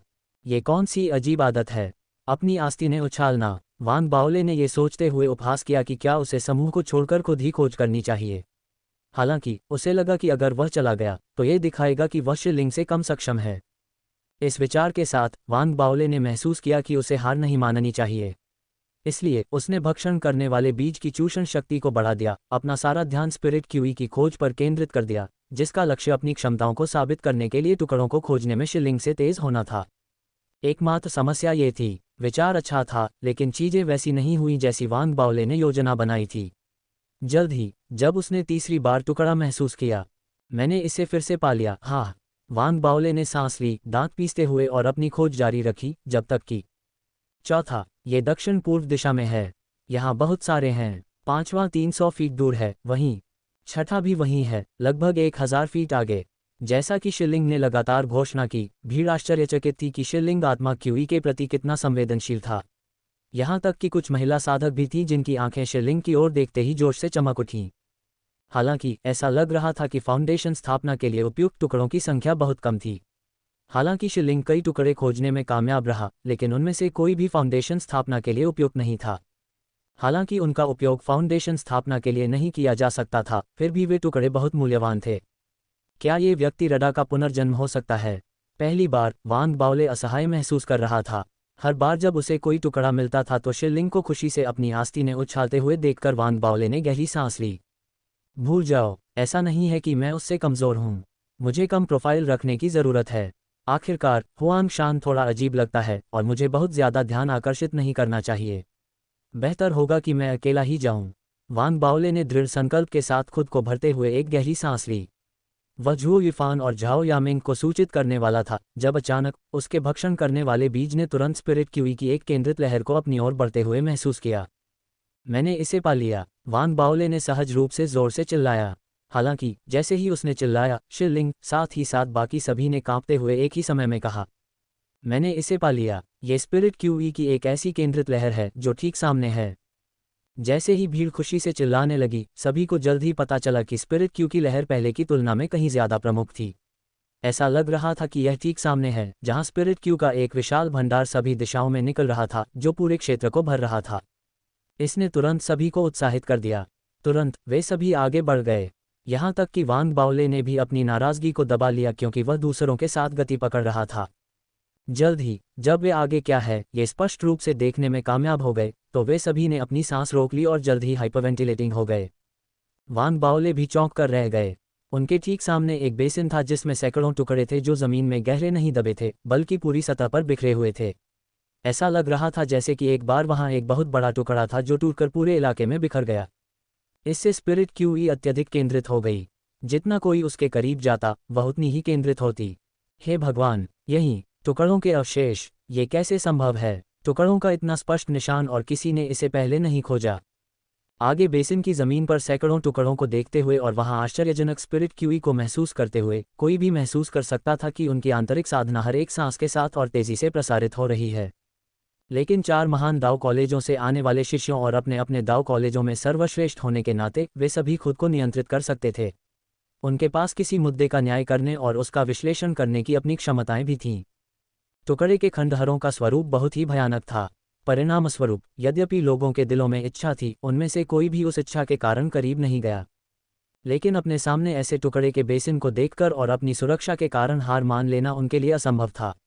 इसलिए 4 महान दाव कॉलेजों के शिष्यों के भीतर कई लोगों ने जल्दी से चर्चा शुरू कर दी। बाद में ट्रैप्स और बीस्ट टैमल साधकों ने स्काउटिंग उद्देश्यों के लिए कुछ जानवरों और रोबोटों को छोड़ा। उनमें से हुआंग शान ने भी एक रोबोट छोड़ा। रोबोट को सुंदरता के लिए नहीं बल्कि कार्यक्षमता के लिए बनाया गया था। यह एक कठपुतली जैसा दिखता था, फिर भी एक कठपुतली से अलग था। जैसे ही रोबोट और जानवर धीरे धीरे बेसिन के पास पहुंचे, वान बाओले और अन्य लोग सावधानी से देखते रहे। कुछ ही देर बाद रोबोट और जानवर बेसिन में घुस गए। ये देखकर कि कैसे जानवर और रोबोट सफलतापूर्वक बेसिन में घुस गए और यहाँ तक कि जमीन पर टुकड़े इकट्ठा करना शुरू कर दिया, हर कोई उत्साहित हो गया। यहाँ तक कि वांग बाओले ने भी अपनी सांसें तेज कर लीं। जैसे ही वह विचार कर रहा था कि क्या अपने भक्षण बीज का उपयोग करके टुकड़ों को वैक्यूम करना चाहिए, घटनाओं में अचानक बदलाव आया। अचानक जमीन से एक जोरदार गड़गड़ाहट की आवाज़ आई। धरती कांप उठी और समुद्र की लहरों की तरह ऊपर नीचे होने लगी। जैसे ही लोग चौंक गए और स्तब्ध हो गए, एक रोबोट के पैर के नीचे अचानक एक भंवर दिखाई दिया। 5 फुट मोटे गहरे बैंगनी शरीर वाला एक विशाल कीड़ा अचानक भंवर के भीतर से बाहर निकला। जैसे ही कीड़ा दिखाई दिया, उसने अपना मुंह खोला और नुकीले नुकीले दांतों की कतारें दिखाईं और रोबोट को पूरा निगल लिया। ये भंवर में वापस नहीं लौटा, बल्कि वहीं रहने का विकल्प चुना। कीड़ा ने अपना सिर घुमाया, ऐसा लग रहा था कि वह 4 महान दाव कॉलेजों के लोगों को देख रहा है। जैसे ही कीड़ा रुका, उसका रूप सभी की आंखों में और अधिक स्पष्ट रूप से दिखाई दिया। कीड़े की न तो आंखें थीं और न ही नाक। कोई यह भी सटीक रूप से कह सकता है कि कीड़े का कोई सिर नहीं था। उसका केवल एक बड़ा मुंह था। कीड़े का शरीर 5 फीट मोटा था और उसके शरीर का जो हिस्सा जमीन पर था, वह 300 फीट से ज्यादा लंबा था। कीड़े के शरीर में फैली हुई मुट्ठी के आकार की अनगिनत गांठों के साथ जानवर ने सभी की रीढ़ में सिहरन पैदा कर दी। मूंगो! भीड़ में से किसी ने चिल्लाया। विशाल कीड़ा एक मूंगो था। किसी भी मूंगो की साधना सच्ची सांस क्षेत्र के तीसरे या चौथे स्तर पर होती थी। वांग बाओले ने एक गहरी सांस ली और तुरंत पीछे हट गए। जुओ युफान और झाओ यामिंग ने भी ऐसा ही किया। जहां तक 4 महान दाव महाविद्यालयों के अन्य शिष्यों की बात है, उनमें से अधिकांश ने पीछे हटने और छोड़ने का प्रयास करने का एक पल का फैसला किया। ऐसा तब था जब उनमें से अधिकांश के दिल में आक्रोश था। ऐसा इसलिए था क्योंकि जब प्रत्येक दाव कॉलेज ने अपने शिष्यों को चांद पर भेजते समय मूंगू का परिचय दिया, तो उन्होंने एक वाक्य पर बहुत जोर दिया, मूंगू समूहों में रहते थे। सभी की प्रतिक्रिया की गति पहले से ही बहुत तेज थी, लेकिन वे एक कदम बहुत देर से थे। अचानक पृथ्वी लगातार गड़गड़ाहट करने लगी और उनके आसपास एक के बाद एक भंवर दिखाई दिए। कई विशालकाय मूंगू भंवरों से बाहर निकले। आगे देखा तो हजारों मूंगू थे। वास्तव में दूर की जमीन लगातार कांप रही थी और कोई भी अनगिनत मूंगू को उनकी ओर भागते हुए देख सकता था। यह एक जाल है। भीड़ से चिंतित उद्गार सुनाई दिए और वांग बाओले को लगा कि उसकी खोपड़ी सुन्न हो रही है। ठीक उसी क्षण उसके पीछे के खंडित खंडहर मुड़ने लगे और समुद्र द्वारा बहाई गई पेंटिंग की तरह तेजी से गायब हो गए। वह जगह एक मृग तृष्णा थी। हालांकि पारंपरिक भ्रामक मृग तृष्णाओं की तुलना में चांद पर जलवायु वास्तविकता को दर्शाती थी। दूसरे शब्दों में कहें तो सबके सामने रखा हुआ टुकड़ा बेसिन असली था। चांद बहुत भयानक है। वांग बाओले को लगा कि उसके रोंगटे खड़े हो गए हैं। चांद के बारे में उसकी पिछली समझ का अधिकांश हिस्सा उसे दिए गए संसाधनों और लोगों द्वारा बताई गई बातों से इकट्ठा हुआ था। तभी उसे सही मायने में समझ में आया कि रहस्यमयी लूना क्षेत्र कितना भयानक और भयावह था। यहाँ से निकल जाओ। 4 महान दाव महाविद्यालयों से आए साधक कम से कम सच्ची सांस के क्षेत्र के 5वें स्तर पर थे। उनमें से कुछ सच्ची सांस के क्षेत्र के सिद्ध चरण तक भी पहुंच गए थे। हालांकि वे डरे हुए थे, लेकिन वे उन्माद में नहीं थे। वे सभी एक साथ इकट्ठे हुए और एक ही दिशा की ओर बढ़े। Bye vipnovel.com। उसी समय उनके आसपास के कई मूंगू ने एक अजीब सी आवाज़ निकाली, जैसे कि वे रो रहे हों। आवाज़ें सभी दिशाओं से सभी की ओर जा रही थीं। कुछ मूंगू ने एक काला तरल भी छिड़का। काला तरल बहुत बदबूदार था और ज़मीन को छूते ही तुरंत जंग खा गया। कोई कल्पना कर सकता है कि अगर यह उनके संपर्क में आता तो उनके खून और हड्डियों को कैसे गला देता और उन्हें तुरंत चिपचिपा बना देता। इस दृश्य ने सभी को और भी भयभीत कर दिया। उन्होंने तुरंत अपना अनमोल खजाना और अन्य सामान निकाला और मूंगू से लड़ते हुए हमला किया। तुरंत चारों ओर जोरदार गड़गड़ाहट गूंज उठी। वांग बाओले उन लोगों में से थे जिन्होंने लड़ाई की, और जब उन्होंने हमला किया तो बिजली ने उनके शरीर को घेर लिया। उन्होंने एक ही वार में अपनी ओर भाग रहे मूंगू को मार गिराया और बिना रुके आगे बढ़ गए। कुछ दूरी पर व्हाइट डियर ब्रांच कॉलेज का एक साधक था। उसका चेहरा पीला पड़ गया था और उसके चेहरे पर सदमे और आतंक का भाव था। उसने पीछे हटने की कोशिश की, लेकिन उसके लिए बहुत देर हो चुकी थी और मूंगू ने उसके शरीर पर एक काला तरल पदार्थ फेंका। जब वह दर्द से चिल्ला रहा था तो कोई देख सकता था कि उसका शरीर तेजी से गल रहा था और उसका चेहरा धुंधला हो गया था। उसकी एक भुजा की हड्डियां भी तेजी से पिघल रही थीं। हालांकि वह तुरंत नहीं मरा और दर्द में चीखते हुए अपने दूसरे हाथ से अपनी जीवित रहने वाली जेड स्लिप को कुचल दिया। जिस क्षण उसकी जेड स्लिप कुचली गई, प्रकाश के एक गोले ने उसके शरीर को ढक लिया। जैसे ही प्रकाश के गोले ने उसे ढका, उससे एक लंबी रेखा फैल गई। वह इंद्रधनुष की तरह आकाश में उड़ गया, मानो वह मिस्टिक लूना दायरे में सरणी गठन में मदद के लिए एक संकेत भेज रहा हो। इंद्रधनुष बहुत तेजी से यात्रा कर रहा था और गायब होने वाला था। लेकिन ठीक उसी क्षण धरती पहले से कहीं ज्यादा तेजी से कांपने लगी। जैसे कि पहाड़ ढह रहे हों, मिस्टिक लूना दायरे के भीतर तेज गड़गड़ाहट कई गड़गड़ाहटों की तरह हवा में भर गई। कोई भी व्यक्ति चांद पर कहीं भी हो, वह मिस्टिक लूना दायरे में एक साथ जमीन को कांपता हुआ महसूस कर सकता था। प्रभावित लोगों में न केवल 4 महान दाओ कॉलेजों के शिष्य शामिल थे, बल्कि अन्य गुटों के साधक भी शामिल थे। वे सभी जहां भी थे, वहां से जमीन को कांपता हुआ महसूस कर सकते थे। उनके चिल्लाने का इंतजार किए बिना ही मिस्टिक लूना दायरे के आसमान में एक अजीब बदलाव हुआ। पहले जो बिल्कुल काला आसमान था, वह खून की तरह लाल हो गया। जैसे जैसे लाल रोशनी फैलती गई, कोई व्यक्ति हवा से लकड़ी के दानों को धीरे धीरे प्रकट होते हुए देख सकता था और तेजी से पूरे आकाश में फैल गया। कुछ ही सेकंड में वांग बाओले और 4 महान दाओ कॉलेजों के अन्य शिष्य लकड़ी के दानों की सीमाओं को नहीं देख पाए। वे पूरे मिस्टिक लूना दायरे को कवर करने के लिए फैल गए थे। लकड़ी के दानों ने मिस्टिक लूना दायरे पर पहले से ही स्थापित सरनी संरचना को कवर करने के लिए एक विशाल सील का निर्माण किया। एक परजीवी की तरह मूल सरनी संरचना को नियंत्रित और सील करते हुए लकड़ी के दानों ने इसके भीतर से भेजे गए सभी एसओएस संकेतों को भी काट दिया। जब पूरे मिस्टिक लूना दायरे में जोरदार गड़गड़ाहट फैल गई, तो उन्होंने इसे बाहरी दुनिया से भी अलग कर दिया।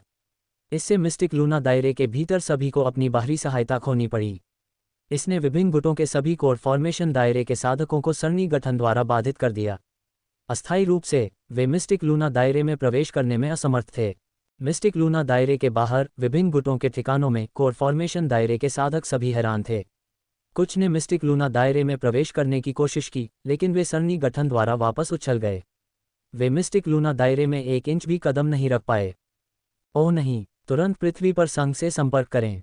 राष्ट्रपति को बताएं कि मिस्टिक लूना दायरे में घटनाओं का एक चौंकाने वाला मोड़ आया है।